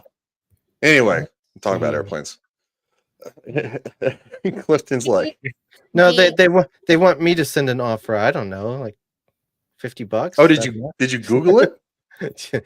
Trade a plane. 1959 McDonnell Douglas F4 Phantom. Call for price. Make offer. Oh, they must have changed it. Last time I looked, it was like 1.2 million. Okay, well, my battleship is 67 million these days, which is actually not that much. Probably doesn't have any guns on it or something. Well, it'll still have the armaments, but it won't have the it won't have the mechanism inside the turrets. Well, So, no, actually, the Royal Navy, they have a massive problem with this in the UK because this is why they have ads for the British Army. Like every time you go like to the cinema, and it's going to happen again when I go and see Dune tomorrow, they have an ad talking about like join the army, because there's such a lack and shortage of people, and also at the same time And they're cutting starting a war costs. soon. Cutting costs drastically. They're going same with more. us. The National Health Service and the military isn't really getting anything, and so they're now thinking of doing automated battleships with only 50 crew members per a battleship that would usually have 1,000, and everything will be AI and automated. Great. Because AI makes the best decisions. I mean, yeah, no, the United States is having similar problems. I mean, honestly, if you think about it, that's the way that it is going to go moving forward. It's going to be like a game. It is, yeah. You're gonna have people train. You're gonna have people train, and they're gonna have a controller in their hand, or they're gonna have a TV, and they're just gonna war. It'll be like Call of Duty. Yeah. It'll be like it'll be like be a that robot. episode of Star Trek. Remember that we watched where they actually don't kill each other, but they do it through like a simulation. And if in the simulation, like your people die, then they actually need to go to the chamber and be disposed of. But nobody actually dies during the battle. Or in Stargate, they have the drones flying around where the people are just. You are to report to the chambers because and it's like, wait, what? That's like, oh well, in the simulated strike, it hit here, and so everybody here is dead now, and they have to report to the chamber. Like, but they're like, but they're not dead. They're like, no, well, they're not physically dead yet, but they need to report to be dead. It's like, no, dude, unless they're dropping a bomb on me, you think I'm walking into the chamber? It's also a metaphor for a gas chamber. But Jason says, just give me a real Millennium Falcon or a Slave One, and I'm happy, dude. I would take an X-wing in a heartbeat. Yeah, X-wing in a heartbeat. And an A-wing. I would like one of those. You want an A-wing? Really? You want a bomber? That's cool. Yeah, I do like the A-wings. They're cool looking. Or you know what? I mean, the TIE fighters. Yeah, cool. but you guys actually ever play Squadrons, EA Squadrons that came out? I haven't played it. No, I need. It's on my Steam. I need to play it. Don't play it. No, it's so bad. Well, It's I really heard the multiplayer is a lot of fun, but I heard that the story's not. With Michael, who's going to be my friend joining us for the Crow, and my other friend Alex, and like we played it the day it came out, and it was so bad. It was literally like giving all of us vertigo in the way it was made. And even like Starfield does that, but not to that extent. And also the shooting is shit. The story is shit. It's just shit. It's not good. Don't do it. I played the Rogue Squadron 3D back in, it was probably Windows XP maybe. I don't really get vertigo, so I that one I don't. I mean, I'm not making fun of anybody who does. My mom gets it, but I don't get vertigo from But I have it, right? I have, yeah, Star Wars. So many But Star yeah, Wars I games. do Holy every day. criminy! Yeah, I didn't like it. It was Yeah, clunky. I have. It wasn't I good. It was just no. I haven't played it. No, I do love flight simulators though, or even do you guys remember Microsoft? What is it? Oh, Microsoft Flight Mike, Simulator. do you remember the combat simulator Yes, that was based off World War II? Yeah, I still have the physical CD of that one. you Yeah, needed the actual proper like joystick. joystick. Yeah. Yeah, that's good times. That was a fun game. Anyway, wow, we're To the good old times, which were not that good. in hindsight, yeah, I think the nostalgia is something that most people kind of latch. What are you drinking, dude? Coca-Cola. This is It looks like Oh, Pepsi. no, it's an itonic. I was about to say, It's what the hell is an isotonic? It's an energy drink, similar to beer, which is also an isotonic. Oh, it's like one of those. I know. No, it's just the bottle. I have iced tea in it. Oh, dude, get a hard plastic bottle. Don't reuse those. They seep chemicals into it. So yeah, I had a friend give me a whole spiel. I used to reuse like water bottles that I like half a gallon.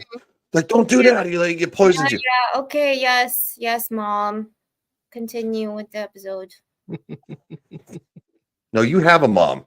I haven't met her, but apparently she watches the shows that you're on. Did the plane crash? No aterrizó. It landed. What markings were on the aircraft? No doy cuenta. Si había, no. It was no paintings. Oh, too much sugar, dude. I had to drink the blue ones. I couldn't drink the green. They were too much. They saw the pilot stepping out the plane, Okay. and a few soldiers.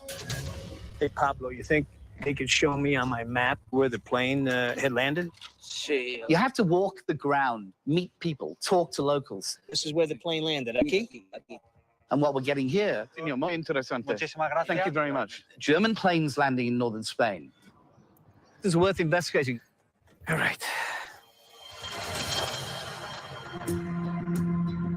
Lenny heads to the location specified by the eyewitness to see if the terrain would allow for a plane landing. You know, I like how the mirroredness on the Admiral's glasses actually her background actually uses it as a reflective device. I know. I'm sorry. No, you're good. I'm just saying it's funny. It's because it's a reflective surface, so like it thinks, and then it starts to encompass your face. You just look like a mouth. It's like, well, I've seen this horror movie. Jeez, thanks. Thank you, Captain. My apologies, Admiral. That's gonna give a demotion. Yeah. No, I'm fair. There's no buckets or Swift or anything involved. It's all very true to the way it is today. So you're good. Yes. And nobody should drink monsters. It's so bad for you. Yeah, they are. All that crap is really bad for you. So, yeah, seriously. Don't drink it, that crap. You know, if for a plane to come down in the middle of a field, I want to be able to put that together for myself. Taking a look at the field in the AO, we call it the area of operation that this went down in. It's going to give me a good look at whether or not everything is accurate. So we'll see. It'll be good to be there.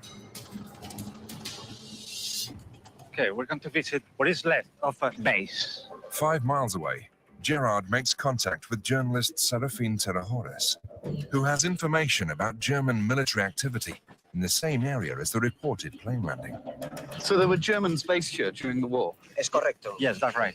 Is that a barracks? Yeah, that's correct. Yeah. For decades, this site has only been known to locals. This was the main building.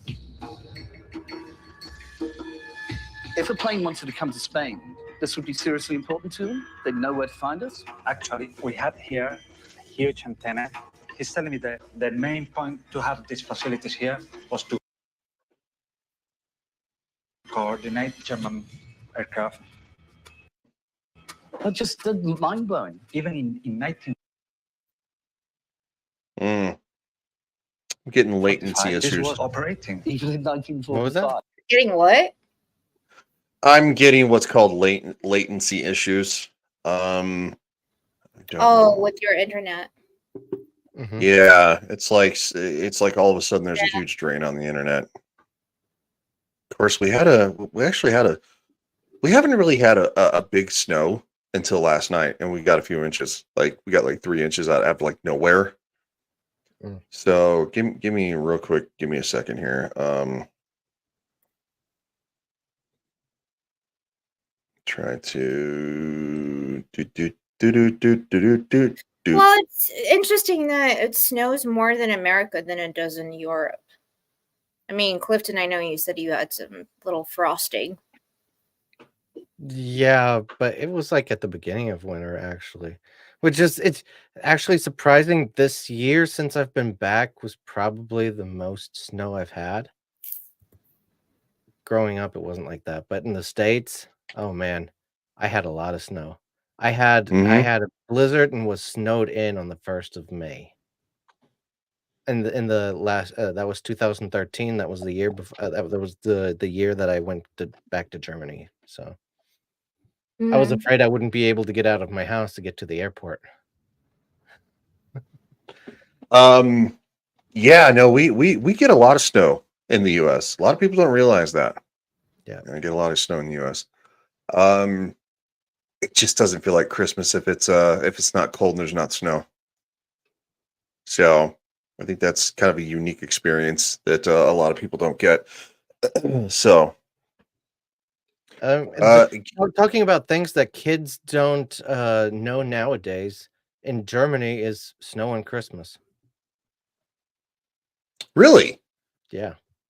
I haven't had snow on Christmas in a long time, unless you're getting closer to the Alps. Yeah. Yeah. Okay. Used to get snow all the time too. Oh shit! Sorry. Why are you saying what? No, my mom just texted me. No, we used to get snow all the time. Like December, February.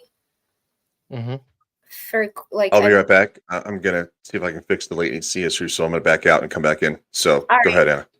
And now it's just completely like I was talking to you, Cliff, also like with the weather today, it just feels like it's crispy, it's cold outside, but it's not the kind of like it's gonna snow, because I know it's March and it used to actually snow really heavily in March, and now it doesn't do it. Yeah. Same here. And it's a bit weird, but I mean, if I look at the States where I'm from, talking to my dad or something, they have probably more snow than what I remember as a kid. So it's still there somewhere, just not in Europe right now. Sorry, my mom was asking me for a link. Oh. Hi, Mom. Well, when she steps in. But yeah, with like this episode, I don't know. For me, it's always very easy to make fun of it, but then you also have to understand that some of the people involved, this is their like full-time job. Yeah. This is what they really are into doing, and they have the skills to do it. And sometimes it's the production value that puts it down to just pure entertainment. So if I was to do something like that, I would do it completely different, a little bit more serious, without that dramatic music and a little bit more like documentary style.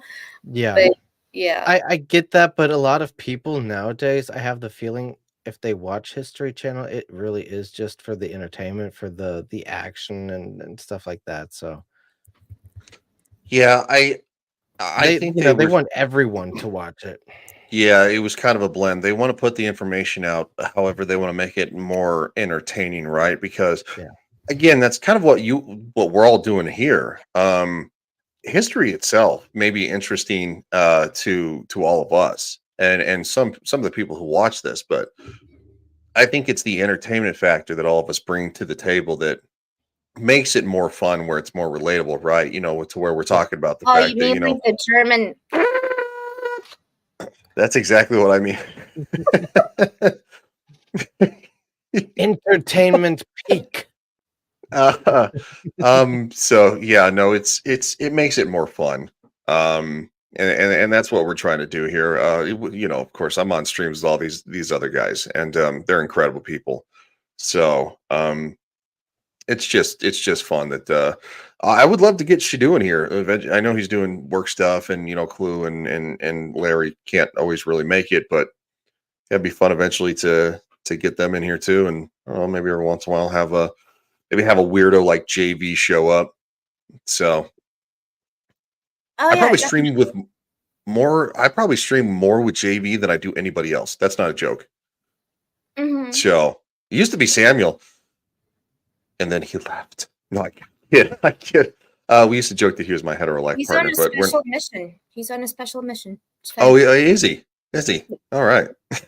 It's good to know. This is We are. amazing. We got like But this communication 15 minutes setup left. So with a German radio antenna in it. It's got to be central to the Nazi war effort. What's more important, it's central to the Nazis after the war. This is a nasty nest of vipers right in the middle of Europe. This is pretty hilly, boy. I don't know. Good place to land an airplane. Lenny arrives at the location where the eyewitnesses claim to have seen the plane land. Darn it. Wait, I need to put my gloves on. Why? Because you're bringing Whenever Thriller I have back? things to say, that's gonna be my my cue. Okay. I'm gonna be honest. I get nervous when I see people putting gloves on like that. So it usually means that I'm at the VA and they're like turn your head and cough. All right. No, not funny. All right. No, it's not funny. So yes, continue, and then we will discuss. Yes, ma'am. Right here. Okay. From a tactical point of view, it's wide open. It's miles and miles of open area, but surrounded by the rough terrain. It would have made it very difficult to land here. Lenny is armed with a state-of-the-art instrument in order to make his determination. Now I'm going to map out the topography and see if this aircraft possibly could have landed. The Tremble TX5 3D scanner uses razor-thin Come on. lasers That to makes create no. 360. Okay, now my detective brain. I'm sorry. Last episode, he said there was a little bit of stretch, which we discussed, the stretch of land, where Mhm. he said that Hitler's plane could land, and now all of a sudden there's this massive field, and he says it's impossible for a plane to land. Well, if you look at it from this angle, do you No. see how this hill rolls and it dips and then it rolls again and dips and then it rolls again? No, he's actually correct on this one. Now they're actually he's actually using a laser. He's using Yeah, but he said the opposite before. He said it was possible. he said it was possible if they removed the trees, remember? So they You realized said that You the said tree that. I thought they said that they removed the tree line. I don't know, I No, can't you remember. actually said that, not him. Okay, well, that's fair. It's a fair point. Ryan, like, I'll take that. Yeah, I sounded smart for You once. said Sure. I mean, there's broken clock is right twice a day. 50-degree topographic maps. So accurate, it can reveal details down to a single blade of grass. The team will use this terrain survey to determine if a plane could have feasibly touched down here, based on the elevation, level of the field, and the dimensions of this open space. Now I'm going to download all this stuff, have it evaluated back at the Situation Room, and see what they come up with. That's kind of cool. I want one of those. Jason says you peeps need to talk about whistling. Is that how you say that? Whistling at some point? I looked it up. It's a Norwegian general or something like that, I think. All right. Former Minister of Defense. Yes, a lot of the bad non-mustache and mustache people went to Norway. Well, I'm assuming they probably went all over the place, to be honest. Well, they they all went to, most of them, to the scientists to America, didn't they? A lot of them. Says the biggest trader in Norway. Wow. Operation Paperclip. Yeah, we recruited a bunch of the scientists, and then we created NASA. Yep. So Von Braun. And they actually got like hero status, like Van Braun. What was that one? Clifton, Stockland, Stuckerland? yeah, like the guy who was a Strickland? rocket scientist. There was a bunch of them, and There was most like- of their there names was are lost to history, seven except for a ones, like- handful. Yeah, 760 guys that American intelligence. Well, look at the atomic bomb. Yeah. So And not to say, to be fair, not to say, actually, Soviet Union did ask the United States to extradite some of those people, but whoever the Soviet Union captured, also those scientists worked. They made them work on like going into space and doing scientific stuff. So both were morally. That's really. Yeah, some of the people that Heinous? were in Operation Paperclip were awarded the NASA Distinguished Service Medal in 1969. Kurt de Bus, Eberhard Ries, Arthur Adolf, and Werner von Braun. And then Ernst Geisler. Hubert struggled as well. Yeah, there's And quite a there's few some of those. people in there actually. I think Braun was the one who developed the B-2 ballistic missile, which was blitzkrieging London. Yep, the B-2. Yep. Yeah, and so then he got awarded some stuff by NASA to go to the moon. Like, I the mean, problem is it central. is famously said though that that von Braun said about the B-2 rocket that he's like it worked perfectly. It just landed on the wrong planet. So I'm not saying he was His justification was I wanted to get a rocket to the moon. The Nazis gave me the opportunity to work on rockets. Just landed on the wrong planet. Yeah. I'm not saying he was a great person. I'm I don't think anybody's because there were test subjects and people used in engineering this and stuff like that from who were plucked from their Well, homes. it's like Mengele, right? Mengele, he like went Yeah. through like 3,000 twins and doing Yeah, horrible Joseph experiments. Mengele. And then he literally got immunity. Yeah. He basically is responsible for some of the biggest medical breakthroughs in modern medicine. Because he did it on unwilling test subjects because there was no limit, and that's very gross. It's like I'm a firm believer that the ends don't justify the means, and that's not how it worked with them. For them, the ends very much justified the means, no matter what. But it's also very telling how like when was it Truman that signed that paperclip project 1945? I think it was. was. Be the right. Yeah, I think it was Truman. And like just to have like American intelligence go into Germany and rescue all these people, and now we have a show about finding some of these people, and like the Israelis were trying to find them and bring them to justice. The Russians were trying to do the same, and like these people are now to this day being applauded in something like the Canadian government in the parliament, like a former Nazi who actually murdered and having everybody has nobody. This is one of the reasons why I want to do this show, is to educate people and to give my experience from my point of view, from the British and the Russian point of view, and even the Australian, because a lot of Australians died like Anzac Day and everything like is celebrated. So to me, it's just a farce when these things happen and people don't actually learn history. They don't understand it. With the Canadian Parliament thing, that was because he was Ukrainian and because Russia bad. And Mhm. that's the whole thing. is Until that the internet he fucked lambasted them, and they're like going, oops. They're like, oh, no, not oops. You should have known. Yeah. But again, today, in today's world, that virtue signaling and calling people who you disagree with is the worst, probably one of the worst things on the planet. And, is all too common, and it loses its meaning. Like, and it loses its meaning in the fact that, like, this was a group of people who did anything and everything they could. A group of elite people who did anything and everything they could to win, and that included human carnage. And it shouldn't be lost to history. It should be reminded every single, everybody should learn this around the world.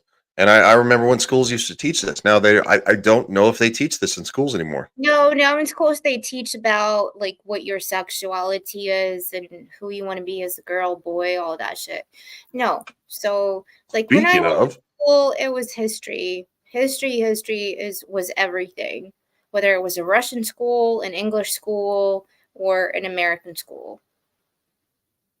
Andy But that Pickle was says, "Oh well, sorry I'm late. I was watching some Desert Big Worm movie." Andy, Hey, and We were wondering where you were, dude. I know, we missed you.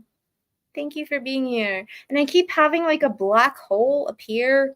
I know you do have like a black hole that appears. What the hell is that? I don't even have anything black behind me.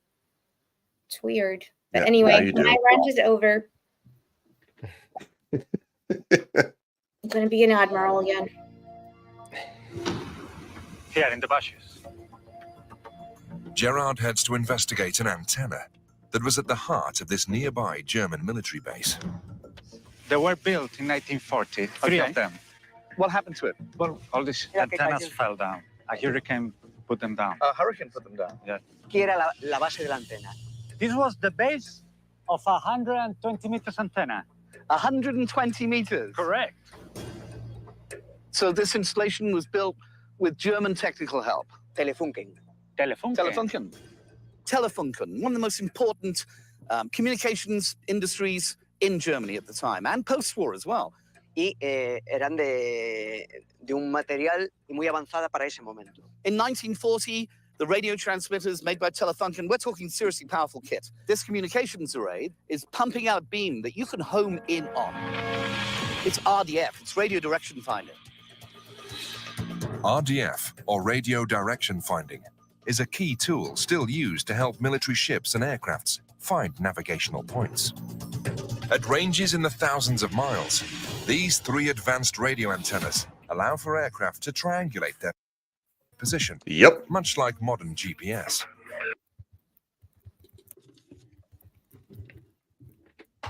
Sorry, giving it a second. It's doing This stupid technology stuff. would have been one of the only ways. By the Come on, way, dude. Telefunken still exists.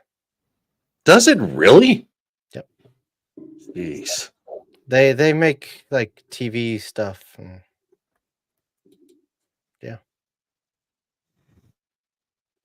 That's nuts. Microphones, headsets. Well, excusez-moi. Coco Chanel, which I love Chanel, used to hang out with a whole bunch of Nazis. Hugo Boss. Volkswagen. I didn't know that. Mercedes. Well, yeah. And one of them IBM. who actually escaped via the rat tunnels. She was a good friend of his. So when Paris was occupied. I didn't know any of that. Of course, I mean, I knew about Mercedes and a Volkswagen. The auto of the people. And Adidas as well. Really? Mm-hmm. Nazi supporters, yep. Well, I don't wear any Adidas stuff, so I guess I'm good. When you say Adidas, we say Adidas. I agree with Anna. And Adidas. Wait, yep. Bear was. No, I can't forget the people's. Yep. Yes, it was. And they were doing tests in the United States, and the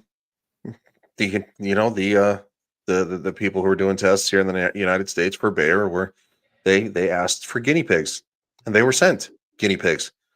It was it juice. So, all right, Adidas. Mm-hmm. I'm assuming I would actually be inclined to believe you guys. That's how it's actually said. It's just it's been Americanized. So, Adidas.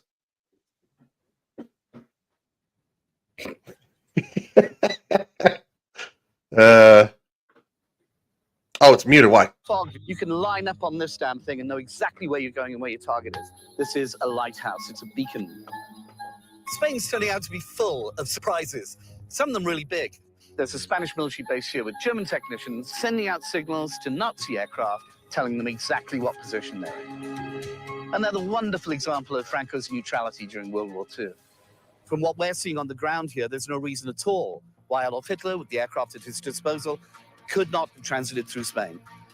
This is not what you get in the history books. That's true. Okay, show me the scans that Lenny did. Bob Baer and John Sensich review the 3D laser scans from the field in Spain to determine whether Hitler's plane could have landed at the location alleged by 2 eyewitnesses. 8,052 feet, 1405 across. Condor takes about 6,000 feet to land. I've surveyed enough of these fields to tell you, even at a slope like that, could land it there. Of course, you got to be able to find the field in the middle of the night.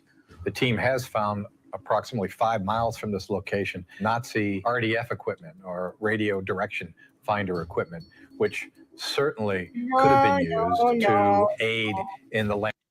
No, what? No, I'm sorry. That is the dumbest thing. Like, okay, if you would put me in charge of rescuing any of you, somebody's after you, I would literally, yes, get you through tunnels, put you in like a non-conspicuous car, not a plane, which anybody can shoot down because Allies still had their guns. The submarines were still there. The airships were still there. You would have to go super discreet and blend in. There was a lot of people escaping from all of the Eastern European countries, from a lot of European countries. All you need to do is shave your head, get a different identity, get a different identity card, and then just go through. Not go through with a massive Commodore or whatever plane and get attention to yourself. That's just not something that's smart. Because everybody else, Himmler, Mengele, everybody else followed a different pattern. They got into a car and they drove cross country. They spent a number of months, or even with Adolf Heinrich, a number of years, pretending to be somebody else working as somebody's hand or something on a farm, which is what Mengele did as well, to be able to then get to the Ratline. Unless you left at night, then you could fly from Germany to Spain in the span of a night, in the span of nighttime. No, And at night? No, but come on, they would see you with all the spotlights in the sky. Anti-aircraft guns would be able to notice you. However, they wouldn't necessarily be able to know who you are. So they wouldn't actually be able to start opening fire until they were able to confirm that you're okay. Not on one Question. plane. Ryan, Clifton, what would you prefer? To go in a plane and take a 70% chance of being shot down, or to go for a couple of months, lay low, and get a new identity, and then all of a sudden get in a car, go cross country with people stopping you, and then you bullshitting them, and then actually be able to escape to Argentina? Come on. I'm gonna go with an airplane at night, because then I could be on a U-boat by morning. No, seriously, I'm not joking. It would be faster. But let me say this: I don't plan to invade the world, so let's hope I do. Let's hope I never have to make that choice. No, I mean I'm not saying that you're wrong in any way, shape, or form. Obviously, many escaped in very different ways, but being the most famous face that the world is actively hunting, you would want to need to get do out it. there fast. You would need to do it quick. No, I disagree. Because Adolf Heinrich was also in Mengele, were also famous, and Himmler too. They were very famous faces in the Reich. So, like, they chose, like, come on. Also, Goebbels and who was the minister of propaganda? What the hell was his name? That was Goebbels? I can't remember who was. That was Himmler. Himmler did a lot of the propaganda. Was it Himmler? Okay. Well, I understand what you're saying, like fast escape, especially if you're super paranoid on drugs and your health isn't right. But with the rest of them, they kind of did the same thing as he did. Their health wasn't right. They were a little bit delusional, like an occult-like mentality, but they still. Oh, definitely a cult. The SS definitely a cult. They still chose like the smartest way to escape, like the long game. So I just don't for a second believe that all of a sudden people were still worshiping this dude, Mustache Man, like in South America, even back in Germany, even to this day, even in Russia, people worship him, the neo-Nazis and all those fuckers. But like, he was such a cult of personality person. I can't believe for a second that he would make such an impulsive decision. He would have to plan everything. Well, I think we actually very much agree on that. I think it was well thought out, well before the fact. I think there was always an escape plan if things went south. Yeah, definitely. So, but I mean, both solutions are good solutions. I mean, if you're getting away, neither of them is going to be 100%. No, Clifton, no, none of those solutions are good solutions because he got away. So I truly believe that he did go, like he did go away. Yeah. Yeah. But yeah, for him it was good solutions, but I mean, of course you get nothing is 100%. Like even traveling with a car, if someone does suspect you, just like that you see it could be, Yeah. Andy does have an off-topic question. Does Anna know the Floyd song "Shine on You, Crazy Diamond" was a tribute to founding member? I didn't know it was a tribute to. No, I did not know that. Thank you, Andy. I didn't know that. I do Andy, like Floyd, but he also says, shave off the stash and you think you'd recognize him. Operation Paperclip had officers working in NASA with obvious self-inflicted facial scars that the Nazis were known for. Yep. I mean, yeah, that's true. Yeah, I mean, it was they were weird about that, right? They like challenge each other and then they get like, facial scars from like, sword duels. A bunch of weirdos. Anyway, of an aircraft. Well, yeah, you fly the airplane right down the signal. but then again, that's very cult mentality, like for like the SS. It's very cult mentality, like, and the SS very much was into the occult, so it's not hard to see why. You take these witnesses, and they seem pretty fantastic, but once you go to the location they give, and right next to it is a radio base, a Nazi radio base, that adds an enormous amount of credibility to what they're saying. I feel really good about getting Hitler to Spain, landing him, getting him across Spain, getting a U-boat out. But what bothers me is this distance is 6,700 miles down to Argentina. And we know that the U-boats that did make that, people got off very sick. After the war, 2 German U-boats, U-530 and U-970, surrendered off the coast of Argentina. When these sailors disembarked from their long journey, they could barely stand due to malnutrition. And this lends credence to what Anna was just saying. Yep. So, the trip across the ocean going to be super tough. I don't know if there's any way to maybe make it easier, unless he was You could sedate him because he was on like morphine and drugs anyway, like barbiturates. So you could Could have. sedate him, I guess. Could have. I But mean, you but we're talking about like what have it's you like a waited- 7-day. It would be like a 7-10-day journey. yeah. Have you it ever would- laid in bed for 7 days straight without being able to get up and then trying to walk afterwards? yeah, it's not the best. I mean, obviously, I mean, I don't know. Is there any way they could put him on some type of supply ship that was flying under a different banner, a neutral banner, and try to But hide that's him? also the thing that Ryan and I had with the hole in the ground thing. Like, if you are having this sophisticated operation, getting all of these guys through all these Ratlines with sophisticated connections with, like, the Vatican, the Church, you know, all these other countries like Italy, Spain, the leaders at the time, not the actual country, trying to help. Like, why are you gonna be digging a hole in the freaking ground for a submarine to dock? Like, Yeah, no, that one's I mean, and I think we actually, Yeah, we're talking about kind of like the well, right? The well that was in the ground. that to me was such a MacGuffin, and it meant nothing. Yeah, I because think so. If you have somebody that's so like Adolf Heinrich literally did the same thing that Hitler would have done, which is he would have gone into hiding, taken on a new Heinrich was Operation Finale, which is what Clifton watched. Ryan, you still did not watch, but I that have not watched it yet. No. based on him, and it was a really good film, right, Cliff? Yeah, it's good.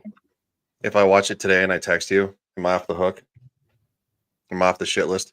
I don't know, but it was actually a really complicated like network of things that were going on.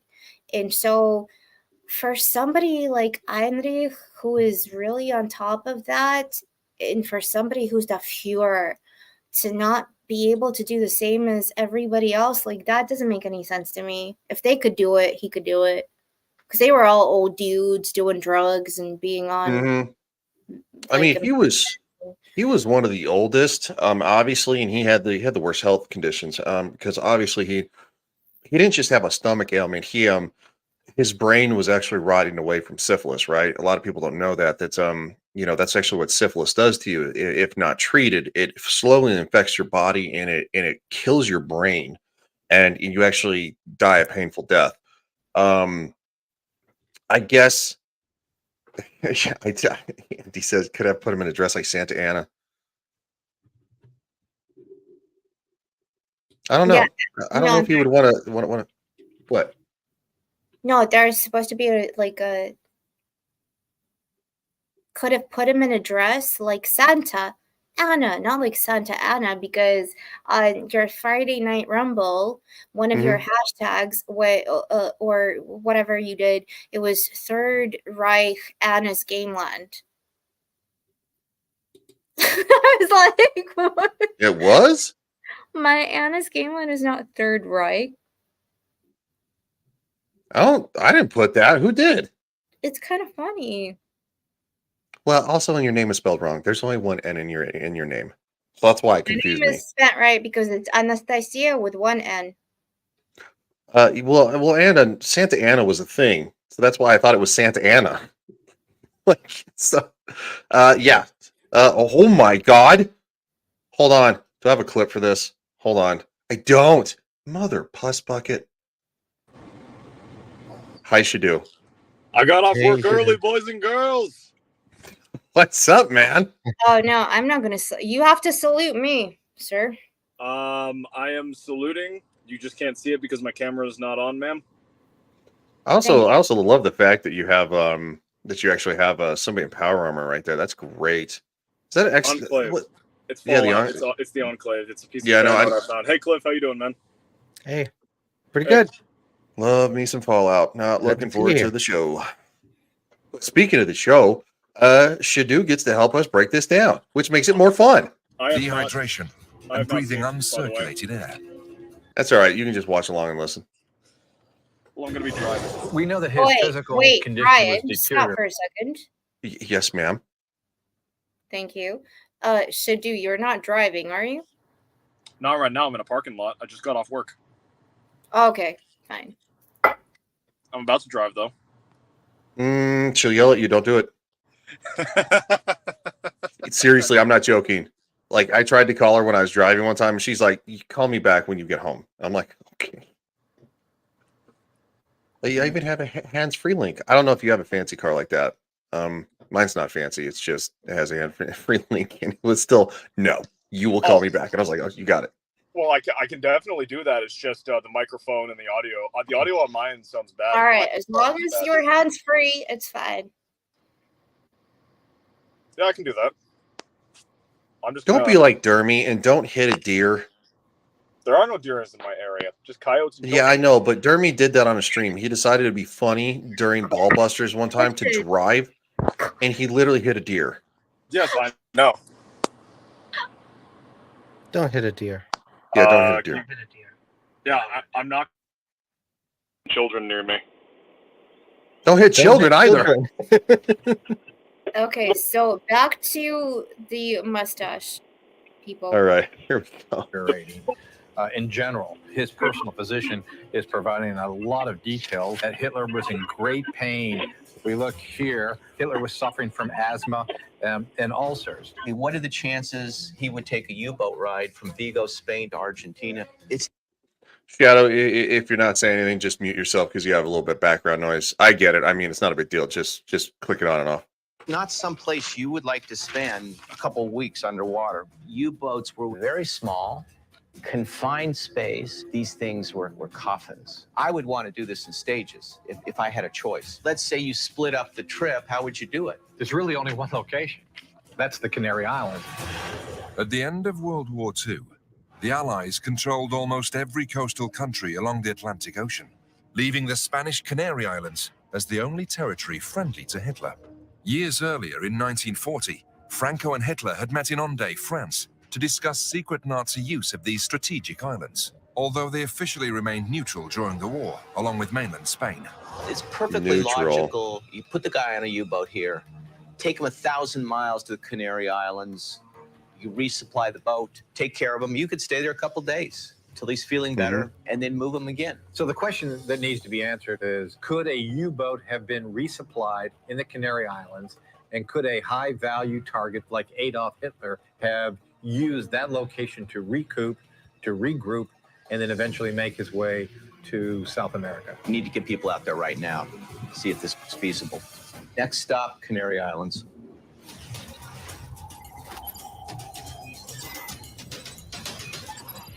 Have you guys ever been to the Canary Islands? I have not. I've been to Tenerife and Gran Canaria. So Tenerife has some of the scenes where they filmed Star Wars because of the rocky mountains with the, like, I was gonna say Parts dew, of Tatooine, but yeah, like Tatooine looking landscape. You've done a lot of traveling. Kind of jealous, to be honest. I love to travel. And I mean, I am an admiral. I got a whole freaking ship. Yeah, wait, Ryan, didn't your military service allow you to see foreign places and meet strange new cultures? Go where few men have gone before. Yes, it did. But Anna has me beat probably about. So if I've seen 1/3 of the total places, she's probably 2/3 ahead of me. If that makes sense. Gotcha. So Yeah, this is why I'm the admiral.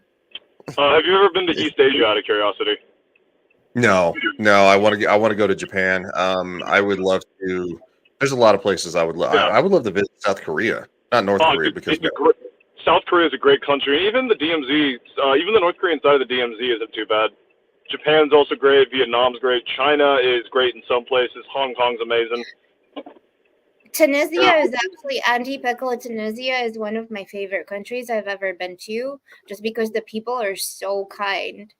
And that's actually one of the places I usually go to ride horses. They have some of the best horses. yes, our Anna does ride horses, which is very impressive. actually. I've ridden horses because I grew up in Colorado. So, but I don't. Again, it's kind of one of those things that you don't necessarily meet a lot of people who've ridden horses. So to which is do. kind of crazy to think about, because if you go back even 200 years ago, most families had at least one horse because of, like, agrarian societies, and very few people had anything close to a car. But now we're in the stage where it's more expensive to have a horse than a car. Really, really weird. Well, like Shadu, like I sent to you, like the interview that my friend did with my mom about my grandfather. Their family growing up in the Soviet Union in the 1920s, 1930s, their most prized possession was their horse, their cow and their horse. And that is something that, like, and when the war started and they were under attack and the Nazis were coming, they had to get out of town and on a cart. You can't really do that with one horse, with a whole family, with a wagon. So Yeah, like, no. you had to just stick around and hide and everything. But those are things that were prized possessions. So when we take it for granted nowadays, that's why I love horses. Oh, Well, they were absolutely. essential for life. Yeah, like Vinland Saga does. Like in Vinland Saga, it showcases just how important horses were needed for farming. Like if you wanted to make a new plot of land, humans alone could not remove all the rocks and stumps and till the earth. You needed beasts of burden like horses or oxes to make the job even workable. And then also transporting everything. Like part of the reason you even had civilization form the way it did is because we had large beasts of burden that would allow us to transport things long distances. Without those, you were either had to be incredibly intelligent, like say the Mexica were, or you were stuck in hunter-gatherer stage, like most of the North American natives were. Horses, oxen, dogs, phenomenal beasts that it's amazing that we had access to. Yes. No. Well, I mean, it's one of the reasons that the term "salt of the earth people" came about, because they were literally working the earth that they survived off of. And it's carried over to farmers nowadays, because again, farmers are massively essential to everything that we do. I love the people that during COVID thought that they're like, I don't understand why there's no food in the grocery store. It's like going, okay, well, it's like these people in cities, they don't understand where their food comes from. You just don't go to the grocery store and buy it. It has to be trucked from a farm to basically a distribution center, on another truck to the store. And it's like, this is how things used to be in small towns. You'd go to like your local general store, which many of the farms in the area would,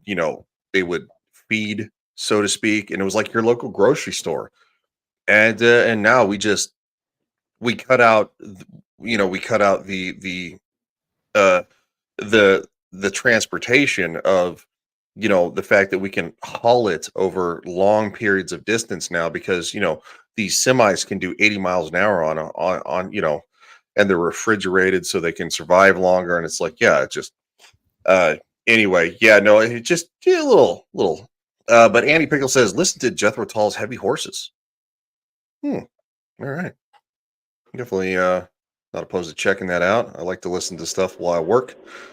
What's up, Shadu? No, go ahead. I was just gonna say, any thoughts, Cliff, on like horses, supply chains, anything like that?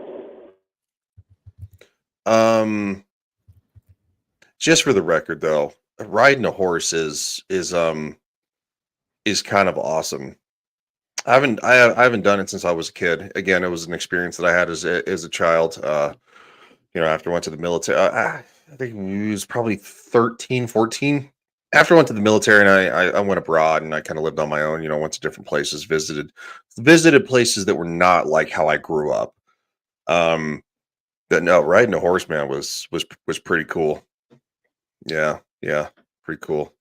Anyway, I mean, like, again, like, you don't just sit out, like, when you buy a car, right? You just get in it and you get the feel for it. Here, you also have to do the same thing with your relationship because it's a live being. It's a live animal.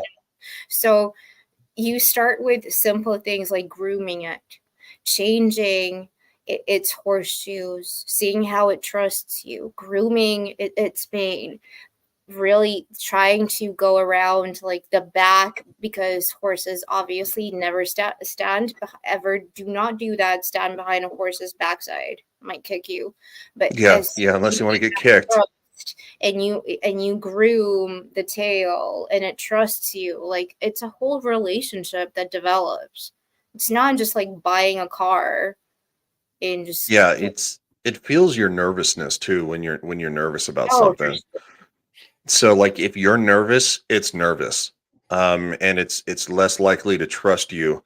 This is a song, Save a Horse, Ride a Cowboy. Mhm. Well, pretty much everybody involved in that song, they know how to ride a horse. It's basically about country boys and country girls. Yeah, no, if you've ever been around animals, and this goes for any type of an animal, whether it's a dog, it's a cow, it's a horse, it's whatever, I've been places where you show up and the chickens all of a sudden they swarm because they think you're going to feed them, and it's like going, it's and you're like, no, no chickens, I'm not going to feed you. We're in a Ubisoft game. In every Ubisoft game they have chickens attacking you. Yeah, chickens don't attack, they just want to be fed. They run up real fast. Ubisoft game, all the chickens No, I know. horrible, and they Or attack. you're driving down the road and all of a sudden you're like going, looks like 4 sheep. And then all of a sudden you're like, yep, that's 4 sheep. And they're like, oh, there's 2 lambs. And yeah. So bye, Shadow. He probably lost connection. Yeah, it's I'm more of a hog rider myself. Motorcycle reference because it's definitely not talking about pigs. Wait, he's morphed. He should do part 2. Yeah, I went under a bridge and then I got kicked from StreamYards. And so, yeah, I'm back. And I don't like this when somebody's driving and streaming. That makes me nervous. All right, Shadow, you gotta come back when you're home. Well, I'm basically there. I'm pulling in. You just have to go. I don't like it. I don't like that kind of stuff. The Admiral spoke, dude. She's in charge. So Right. come back in 5. We'll still be here. It won't be 5. It'll be 10. Look, I'm pulling into a spot where it's going to be a ton of fucking traffic lights. I'm going to be going like 10 miles an hour. I'm going to be fine. That's not no. But we will still be here. We still have 15 minutes of episode, and I mean we've been on 15 minutes of episode like half an hour ago. Yeah. Fair enough. All right, I'll hop out and I'll be back in 10. All right. Yeah, the Admiral's spoken, dude. So I have to listen to her. Kathleen says geese attack people. Yes, they do. Yes, they do. I remember. I got attacked the first time by geese in outside of Canberra. That was the most traumatizing thing ever. They were big geese too, like big gray geese. And I was trying to feed the little baby kangaroos, and they ran after me, and they were like nipping at me. And I was only like this high, and they were I hate geese. Ugh, no. Swans are mean too. Yeah, swans are freaking mean. Swans are actually, they hiss at you. They whenever, because I have swans outside my house right now.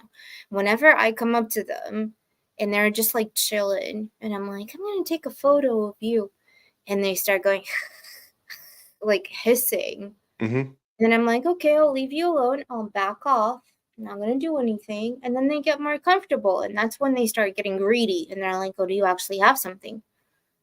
Like, I was hissing at you 5 seconds ago. Now give me something. And then I pull out some crackers, and then I can take photos of them. Yeah, wild ducks do it too. No, I'm not talking about when you think like a duck, like something this big. I'm talking about like wild ducks that are the size of small geese. They'll do it too. There's a lot of them in Florida, and they do that. It's like heavy breathing, but they're hissing. Yeah. It's you know, and it's funny Clifton's to like, we don't have that in Germany. What are you guys Yes, talking no, about? no. Where I used to live, like it was a small little forest. It belonged to the church, but it had like a grotto and it had a little pond with a lot of geese and ducks and swans. And those swans were mean. They were really mean. I mean, these were like more domesticated, I would say. You know, they're like they would be there all year round. Like they wouldn't fly off or Yeah. anything. Well, But swans are severely territorial. yeah. It doesn't come from kind of like the same place that like what geese will do, but swans are extremely territorial. If another swan, they're kind of like bears in a sense with their No, territorialness. no. What do you His mean, no? His Majesty swans living where I live, right outside my house right now.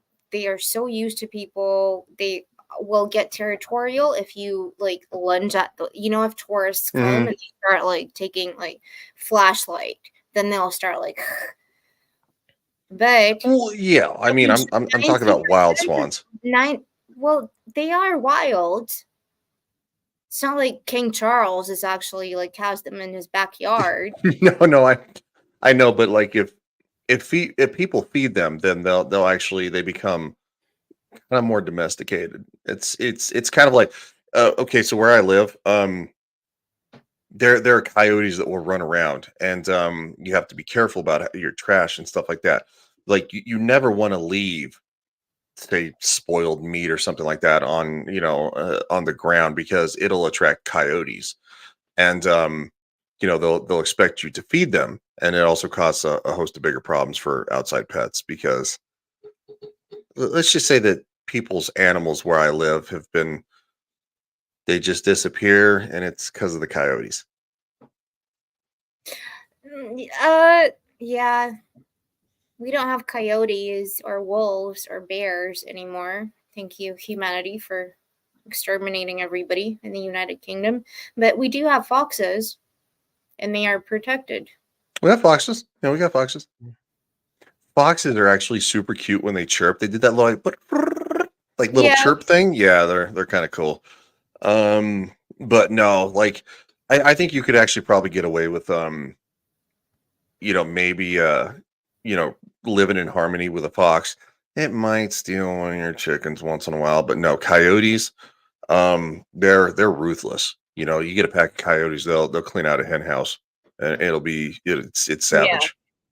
They won't attack like cows or horses or anything like that because they'll get trampled to death. But Andy says swans gone wild. Well, that's a term I haven't heard for a while. Gone wild. Again, that leads to the early 2000s when it's stupid. Anyway, I'm actually gonna tomorrow when I go out. I'm gonna bombard you with photos of the swans okay. that live outside my house. Okay. Send me a video. I can send you one now, but I won't. Because I can't be bothered.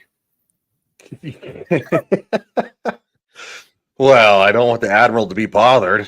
Where does he go when he gets here? Who protects him? Somebody's going to see him, The team land in the Canary Islands, an isolated group of volcanic landmasses in the Atlantic Ocean, hundreds of miles from the coastlines of Europe and Africa. What's this area? It's kind of like Europe and Africa's version of Hawaii. Like when people think of like, oh, Hawaii is it was the 50th state, I believe it was. Alaska is the 49th and Hawaii is the 50th.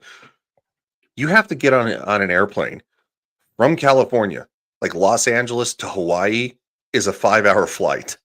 Yeah. And it's the 50th state. That's wild to think, dude. But so kind of in reference for anybody who's watching or who's going to watch in the future, that yeah, think about that.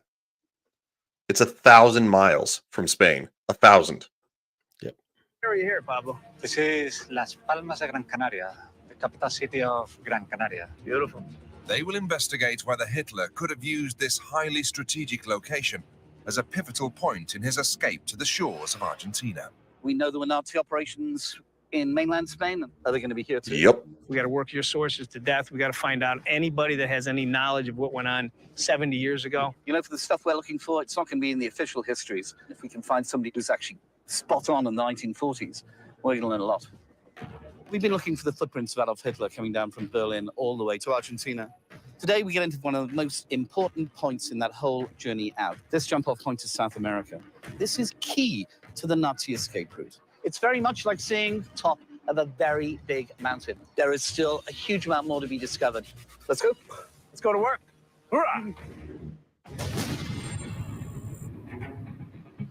This group of islands is strategically really important in World War II. Lenny de Paul and Gerard Williams have arrived in the Canary Islands to investigate whether Hitler could have used these. It's buffering. I'll use this time. Andy says, did you know that that you fly over Alaska on your way from Cali to Hawaii? Up and over is shorter. Only $200 round trip from Anchorage to Oahu back in 95. Wow. I did not know that. I'm gonna Google it though. Not that I don't believe you, but I want to see. I do know that you fly you kind of fly up and then back down. Well, you know, okay. So again, flat earthers. Yeah. Flat earthers be damned here. So when you actually, you know, in an airplane, you don't just go like, okay, I'm going from this point to this point. Like, no, Yeah. you're actually flying on a curvature of the earth in an airplane. You know, maintaining an altitude, because an altitude is going to be consistent of a spherical object. If you maintain 35,000 feet at the same time, then you're always going to maintain 35,000 feet, no matter how far off the ground of or the ocean you're off of, depending on your actual altitude. No, that's actually, I didn't know that. Andy says people all around the world. I need to upload clips with jokes. You mean people all around the globe believe in the flat Earth? Yeah, people all around the globe believe in the flat Earth. Yeah. Do you remember seeing on Twitter? I think that was actually the post about the fact that the Flat Earth Society or something like that, they posted like going, well, people all around the globe believe that the Earth is flat, and it's like, yeah. Would you like to read that again? Yep, it's like on their website or whatever, their mission statement or something. Yeah. Well, what people don't understand is that actually driving through places in Kansas, because it's so flat, you can actually slightly see the curvature of the earth. It's more prominent in the oceans because the oceans are massively desolate, right? It's just water for thousands of miles. Yep. So, you know, sailors will see. No, you fall off the edge of the earth. Yeah, the curvature of the earth. So anyway, it's also why satellites have to be placed around the globe, because you can't, again, and to go back to Independence Day, you can't just send a signal from, let's say said spaceship or International Space Station to these points, because the globe is in the way. So you need satellites to relay it to the other side of the earth. Yep. Great movie. Admiral Anna says, I'm coming back. At least she's not coming out. I'm coming out. I want to. Sorry, I couldn't help it. What was that movie that Jennifer Lopez was in, Made in Manhattan, where she was like, that was the song, like when she got like the makeover, she's like, I'm coming out. I want to. I need to stop talking. Why do people watch me? I question that too. Yeah, it's for you and Anna. It's not for me. No. Remote Spanish islands as a stopping point in his U-boat escape to the shores of Argentina. Why don't you speak to him first, okay? Yeah. Pretty. Through local contacts, very pretty. They have tracked down a crucial lead. Hombre, Don Francisco. Back in the 1940s, Francisco Kampoff's family owned one of the island's largest German shipping businesses. His grandfather was the chief director of the Wehrman House. Era ingeniero. Naval.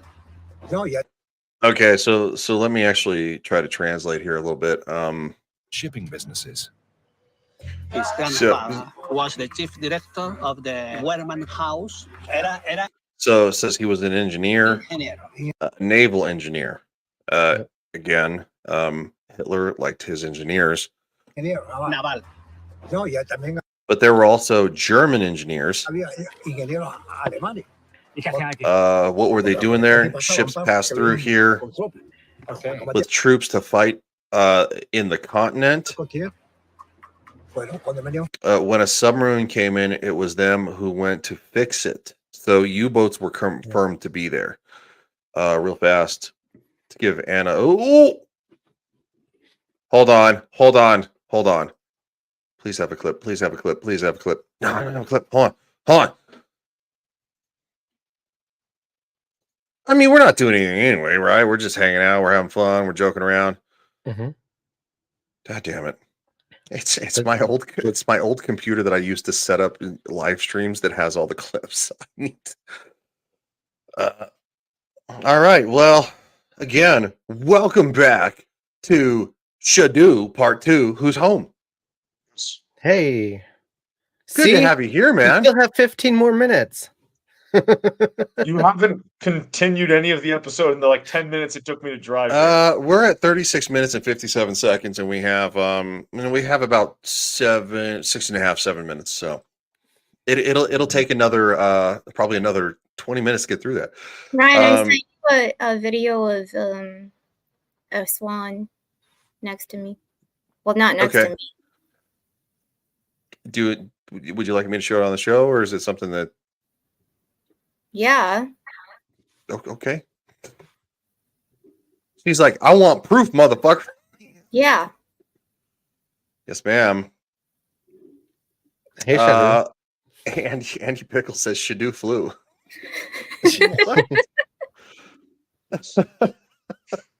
All right, it's on the X. Anna sent the video. Oh, look at the swan, dumbass. No, it's a swan and duck. So, well, there should be ducks. All Look right. at how pretty they are. They are pretty.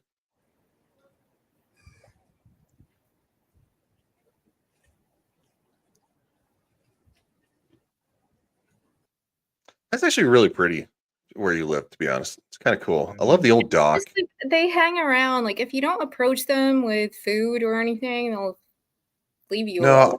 No, I love the old dock and the old boat ramp. This is an old boat ramp. Does anybody still use that? Yeah, they do like a Mississippi kind of like with the wheel thing. What do you mean with the wheel thing? Like a Mississippi steamboat. Yeah. Oh. Okay, you're talking about a paddle wheel boat? Yep.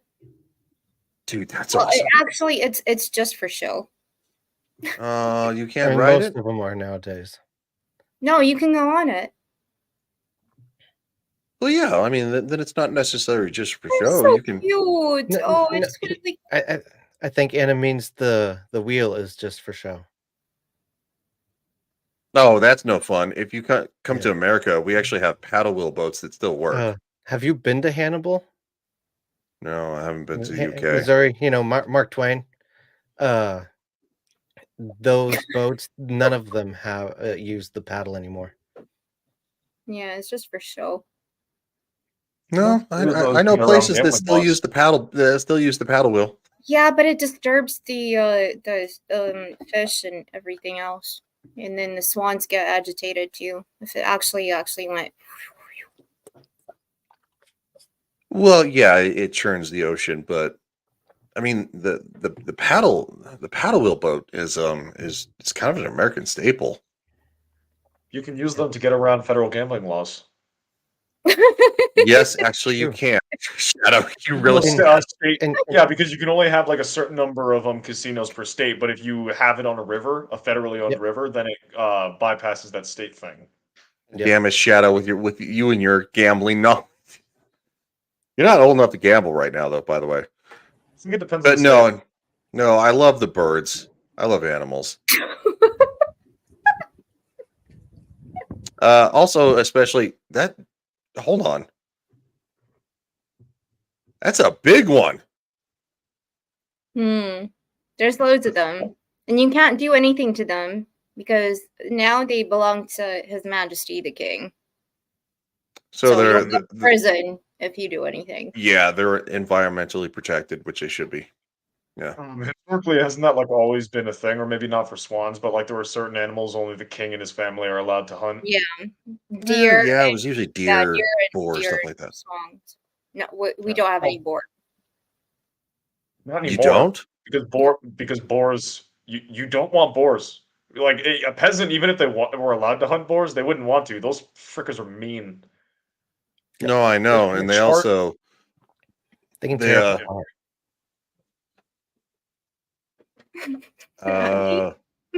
I was just gonna say they're so freaking angry and so freaking resistant to pain. They would like charge down like pikes, long as men, pikes down those things to get at the guy stabbing them. Boars are mean. When hunting boar, you actually need a 12-gauge shotgun with slugs because No, I mean it's medieval.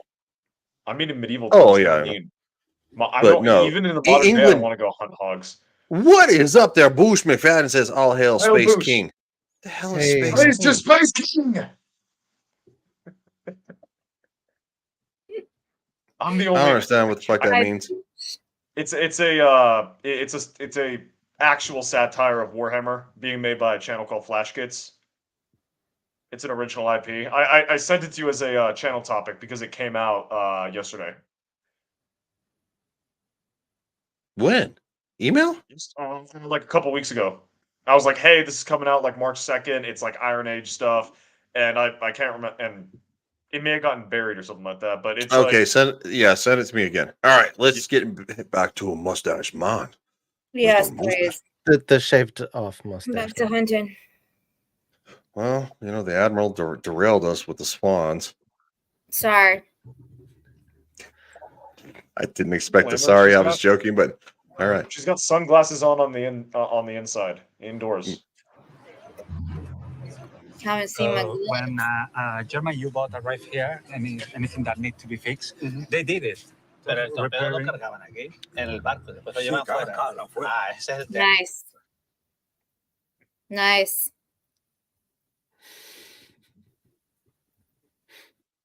Ryan, What's wrong?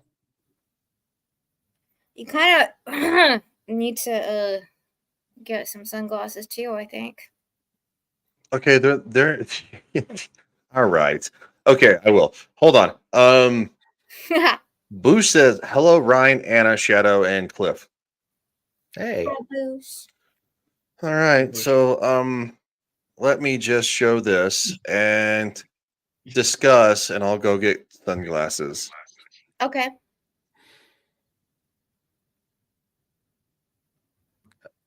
Oh, I thought he was going to show something. I've got absolutely no clue what's going on. All I know is now I'm cosplaying a Fed. I mean, yeah. Well, I mean, at the end of the day, why do we wear sunglasses and gloves? It's because we're in the Navy right now. I mean, Clifton's on the other side of Europe and Argentina. We're hunting him. Why are we hinting Cliff? Because he said that he's German, so we're hunting him. Ginger. They were also killing gingers. Okay. Like that's good enough. actually a thing. Like they were also killing gingers. Everyone wants to kill me. Nice. Well, Killing you in my soul.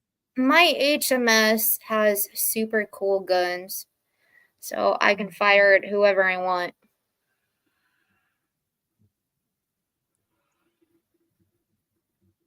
Yeah.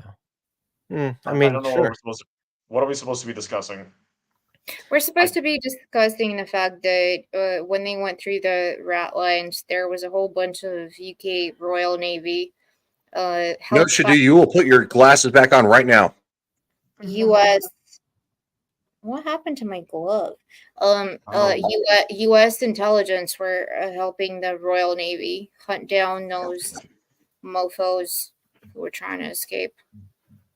Yep. Once, because when you want something, when you want something, You look like you're supposed to be in NASCAR, not in why World do you War look? Why do you look like an agent from the Matrix? I don't know because these are the sunglasses that I wear. You look like you're about to go on a monologue about like Mr. Anderson. Mr. Just Mr. like- Anderson. You look like you're gonna be part of the NASCAR race. Yeah, that's probably a pretty good point. I do like cars, by the way. I work on cars. My family actually partakes in drag racing. Oh wait, so- Ryan, rate my Fed cosplay. What? Do I look like a Fed? Probably not as much as I do, to be honest. Like beforehand, I would have said it was probably an 8 out of 10. And apparently, I showed up, and yeah, these Yeah, no, these are not clean. I can't see a damn thing with them on. I can't see shit either. Like, it's so dark. Yeah, like who cares? Ironically, I can actually see. It's dark, yeah. Bush says again, Feds don't have beards. That's true. Well, Yes, I do need some white bell bottom pants. That's true. Yeah, Andy says that. So yeah. Not only do I like to fly airplanes, I like to drive fast in cars.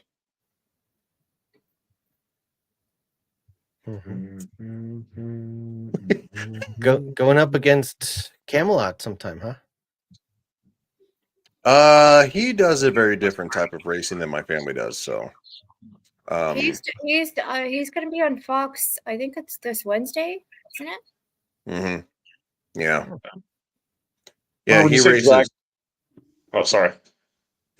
So Camelot races ARCA cars, which are basically stock cars. Gotcha.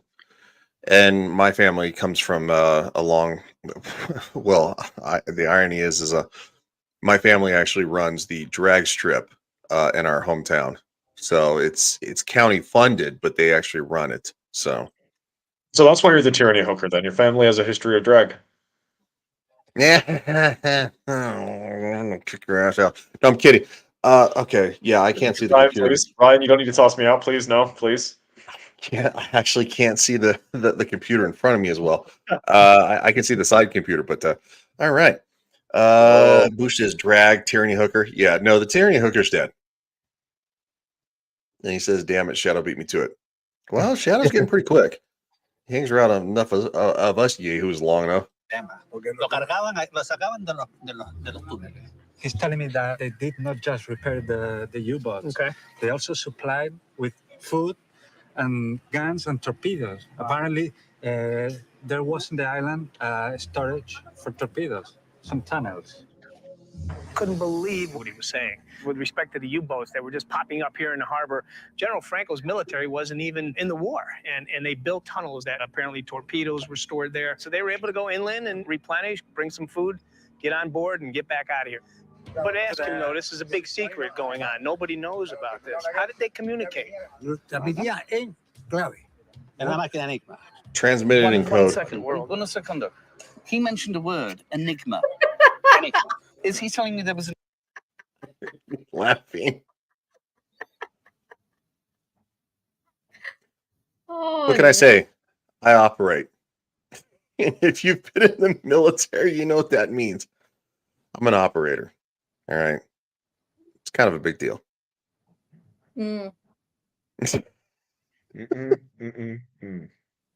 Shut up, Shadow. Okay. Put your sunglasses back on.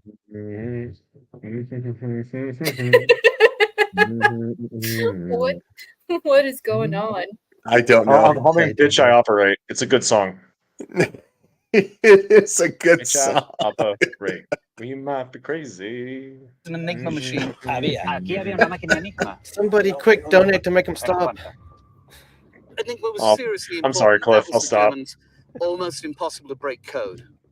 The Nazis would have used Enigma to get their information back to Nazi Germany and also to get orders, instructions from Nazi Germany. To find 4 of them here, they were planning on something huge. The team head to the tunnels, rumored to have been an ammunition dump to supply Nazi submarines. Secret U-boat bases, a communications network. We need to go there. We need to find out exactly what we can. We're close. It could have been turned into an escape route for Adolf Hitler. So Pablo, you spoke to Javier on the phone, right? Yes. He knows we're coming? Yeah, he should be waiting for us. Javier Duran, he was the first person to be able to explore these tunnels, to take a look at what was here, why it was here, and how it got here. Son 7,000 metros cuadrados de túneles.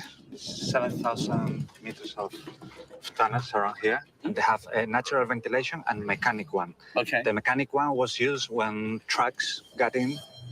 Less than a mile from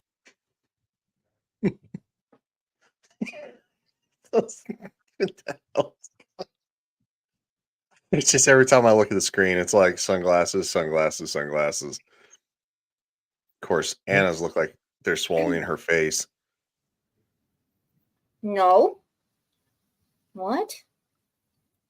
No, I can't do that. Okay, fine. No sunglasses. Put my gloves on then. Instead of sunglasses. I'm just saying, some of us operate, so our sunglasses fit very nicely on her hat. We might be crazy. We might go home. It's a song. With the actual, like, what are we learning right now? Oh, I don't know. We're just goofing off. Yeah. No, what they're in the Canary Islands and Mhm. they're looking at Welcome to JT Late Night with Late Night with Cap podcast. JT Gunn. Wow, you Hi, changed the name. JT. At least you just Cap. be Late Night with Cap. Yeah. He says sunglasses at night. Yes. yeah. It's dark and I'm wearing sunglasses. Yeah. The Admiral wanted us all to wear sunglasses, so we did. But yeah, the place that they're going to be looking at is like a depot for U-boat resupply and ammunition. No, I can't read. Got that American education. I Yeah, can't read. Yes, actually you can. from the No, I sea. can't. I'm having to read a These picture tunnels- book. He says clearly you don't watch my stuff. He doesn't watch anybody's stuff, JT. He only watches his own stuff. No, actually, the last thing I watch is my own stuff. It's like well after the fact. Educated. I am educated. Categorically. No, I'm just so far behind on everybody's stuff that like literally it's like a month and a half. So I'm like way after the fact. Are you gonna do a Hassan and say it's so difficult not to stream but to watch other people stream? No, I'm not. Hey, that's better than pulling a Vosh. I did that video and I stirred up a hornet's nest. They were so angry. Would have been a short drive to Hassan potential Piker. U-boat landing points, while the surrounding hills would have provided camouflage for the tunnels themselves. You can drive trucks through. Yeah. Sí, sí, sí, sí.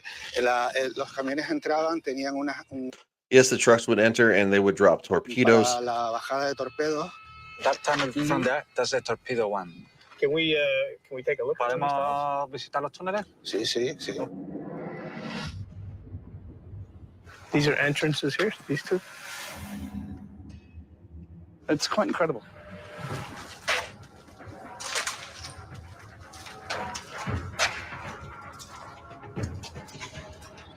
Here, I'm going to try to use stills to avoid getting hit at the last minute because this is kind of something that it is a bit bigger. they're surrounded by military installations. The Nazis built underground like cathedrals above ground. They're serious in their scope and size, and this feels very Germanic. It's incredible. We have no idea what was going on these islands in the dark days of World War II. It has an amazingly dark history. And it's something that must be told. Next time on Next time. Late Night with Cap podcast. It should just be Late Night with Cap, dude. I don't like the podcast thing. Sorry. Hey, Ryan, even Mustache Mad would save Jack. No, he wouldn't. He wouldn't. Out of moral standards or out of incompetence? Well, we already established that Ryan thinks that Hitler is better than Stalin. I said he was the lesser of two evils. I didn't say he was better. Be very clear on what we're saying right here now. Yes, that was a joke. Michael Jackson. Yes, that was a joke. I know it was. So Ryan's Kanye? I can't. What? Damn you, Shadow. All right, so next time on Hunting Hitler. Hunting Hitler. This is not a vacation home. This was built for a reason. Everything points to this being used to get high-ranking Nazi officials out of Germany and to safety. Something like this costs millions. Germans' fingerprints all over this place. It just goes on forever. I mean, this place was gearing up for war. I don't care whose name the title was in. It was a German base. So is it possible to see the house? We better not go there, you know? Well, I think we will go there. If I'm gonna hide a high-value target, this is perfect. We have to get on here. We can't be compromised. Stop, I love that. We got somebody coming. Should we go there? I think we will go there. I think You should not go. there. No, we are going to go there. Like, doesn't You matter. should not go there. I think we will go there. I'm hoping the series ends with like them all like reaching Argentina, and it's like there's some like reason that like they find some reason why he actually wasn't in Argentina, and then they go back to the very beginning and they realize, oh, wait a minute, he just hid in the general population and opened a bookstore, and he died quietly and like 2 miles away from where he lived. That is originally. actually a very good take. That is probably what would have That would be happened. hilarious. Yeah. Or I he mean, got a it- nice mansion stuff in the States. Who knows? It's a humorous take. It's not how it ends, though. It's somebody who's seen it. Aw. That's right. Shut up, Shadow. Just kidding. We actually like Shadow's opinion around here. We don't yell at him. Like an insane. Yes, we do. No, we don't. Again, yeah, actually, we do. I wouldn't have invited you on the show, dumbass. I'm gonna call you dumbass. See how much he values your opinion. Speaking of valuing your opinion, should do. It's good to see you. Thanks for working hard on all the videos, man. The Admiral has very much enjoyed them. I have. I was saying earlier on the stream, like, every time I see one, it just brightens my day. So Gotcha. Yeah, so coming up specifically for Legion Teaches History, I loaned my dad my copy of the history of like Cortez's conquest, so I'll probably that was going to be the topic that was next. I'm probably going to do either the causes of the Civil War or maybe some other topic that I've got on this bookshelf right here. For my own channel, I've got some other stuff coming up. In general, if you want to find me on streams, you can check me out on this channel right here, Legion Talk. I'll be here for Monday night's Game of Thrones tomorrow night, and then over on FNR. No clue what the topics will be. You can also find me on random channels like Linus Exiled, Clifton 3D, or Wheezy Pillar whenever I've got time to hop on those panels. I've been invited to Dames and Dorks this Thursday for their Dune streams, so that's going to be interesting. They've also got hold on, sorry, I'm horrible with names. I need to. There's also going to be Nerd Cookies, who's a bigger Dune nerd than me, apparently. So that's going to be a really interesting conversation to see. Then sporadic gaming streams on my channel. My brother wants to stream. Damn it! My brother wants to stream Helldivers with me, so expect my channel to be deleted sometime soon. If you want to see some horrible takes from me, check me out on Twitter. If you want to see some of my original content, check my coffee page. I've been kind of slow on that because perfectionist. This Saturday, you can check me out on Inside All Day Gaming, where we will be continuing the 1001 Masks. So that should be a lot of fun, everybody. And Very I think nice. that's it. You lost the one, so you only have 1,000. Yeah, you did lose the one. It fell down. JT says, "Is Anna from Stranger Things?" Yes. JT. It's funny. All right. And then again, No, because in the last season, when they were working in the ice cream shop, they were wearing similar like hats and gloves and stuff, like Really? navy. Yeah. Never watched that show. Uma Thurman's daughter. Yeah, I forgot her name, but Oh, the lesbian chick? yeah. Yeah, that was season 3, not season 4. Season 4 was actually good. No, that was the last season too. It was a lot of like that kind of them doing that. But no, I'm not from Stranger Things. I'm from Hunting Things. I thought we were profiling Ryan. JT says, "Is Shadow going to play baseball later?" I don't know what's that No, mean? I just got done with work and they make me wear a hat, so I look very unpresentable without a hat on right now. And Well, at least this it is says after one of the- 1923. I need a haircut. Look at my hair. Yeah, one of the best shows to come out in the last couple of years. Phenomenal, very good show. It's got Harrison Ford in it. It does. Speaking of somebody who's not Harrison Ford, but he looks more like Obi-Wan Kenobi, that'd be Clifton 3D. Hey, hello there. Right, you can find me same name as right here, Clifton 3D. Tomorrow there's Insert Culture. We're gonna probably be talking about some Dune because Anna's gonna be seeing it tomorrow as well, and it'll be fun. We'll have some other topics with it. Then I believe on the 8th, right? The 8th is Ballbuster, Devil's big 10-hour stream or whatever it is, or 12-hour stream. Or Yeah, it's Dermy and Devil's giant ballbusters 12-hour stream starting 10 p.m. Yeah, 5 a.m. for me. So It's starting 10 p.m. Eastern Standard Time, and it's going to 10 a.m. Eastern Standard Time. I will probably jump on sometime at night, and then I'll probably jump on again sometime early in the morning, kind of splitting the difference. So it'll be a lot of fun. yeah, I'll be on at some point. I'm not entirely sure yet when, just whenever I wake up. And You yeah. better, dude. Oh, definitely. And then there's going to be a Friday Night Rumble on Friday, so that's always fun. And on the 10th, we're going to be on Anna's channel on Rumble. We're going to be watching The Crow. For me, it'll be the first time seeing it, so It'll looking be the forward to first that. time I've seen it in 20 years. Jeez, wow, that long. Holy cow. Yeah, no, it's gonna be a lot of fun. It's gonna be a good time. Speaking of a lot of fun, she's in charge, always in charge. She is the Admiral Anna, and apparently she's getting her Michael Jackson on today. Admirals used to wear gloves. Oh my god. Especially on battleships. I am not Michael Jackson. I am Anna's Gameland. You can find me on YouTube. In Twix. It's Anna's Gameland. I am going to be joining Clifton tomorrow with Brandon the Anime Guy, Roden66 for Insert Culture. We will be talking about Dune. Hopefully no spoilers, but just giving our reactions and then spoiler free later.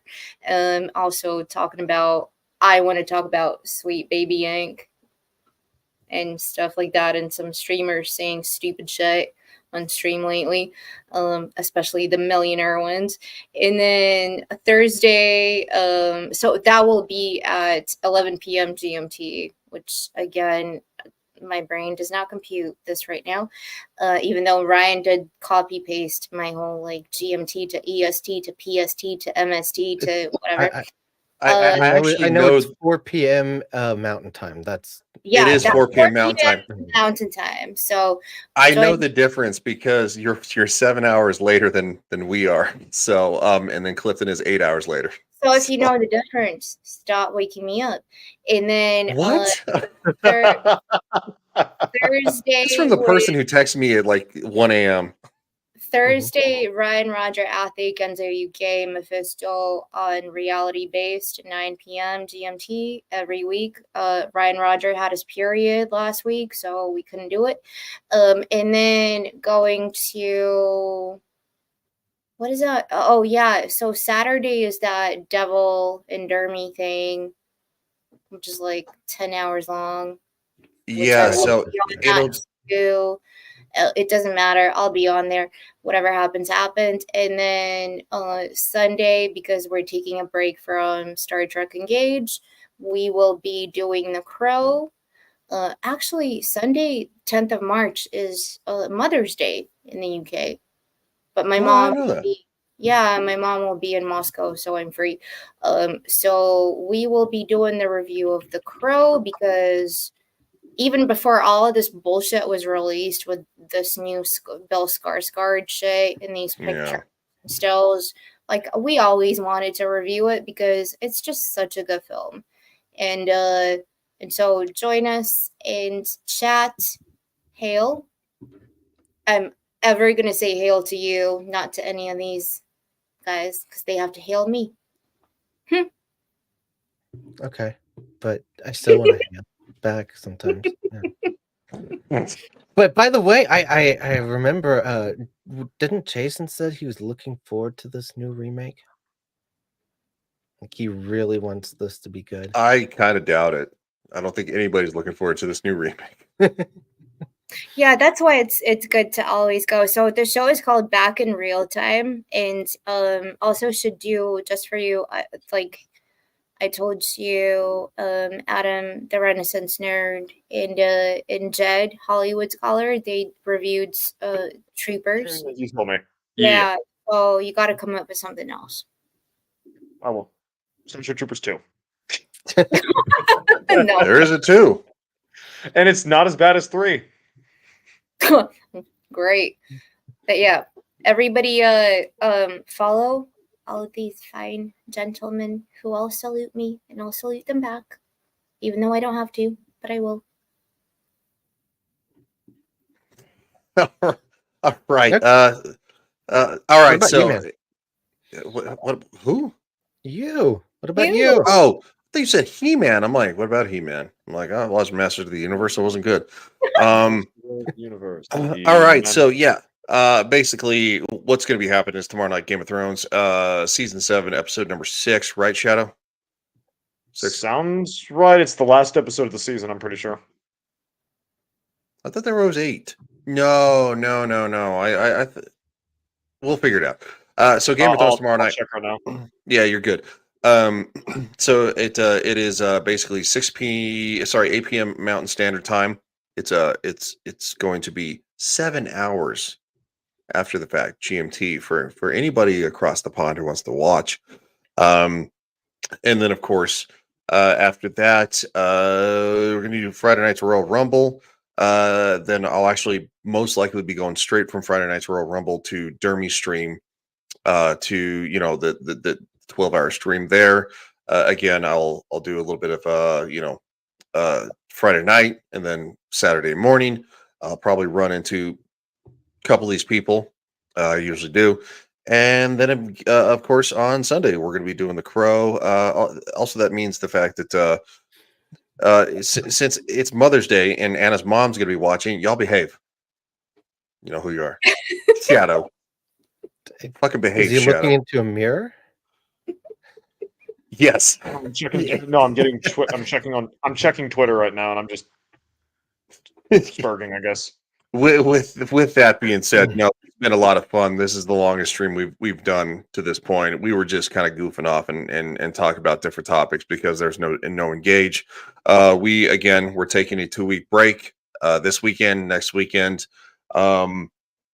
We should be back for Star Trek Engage the following weekend. So again, 3 weeks from today, 2 weeks, 2 weeks from today.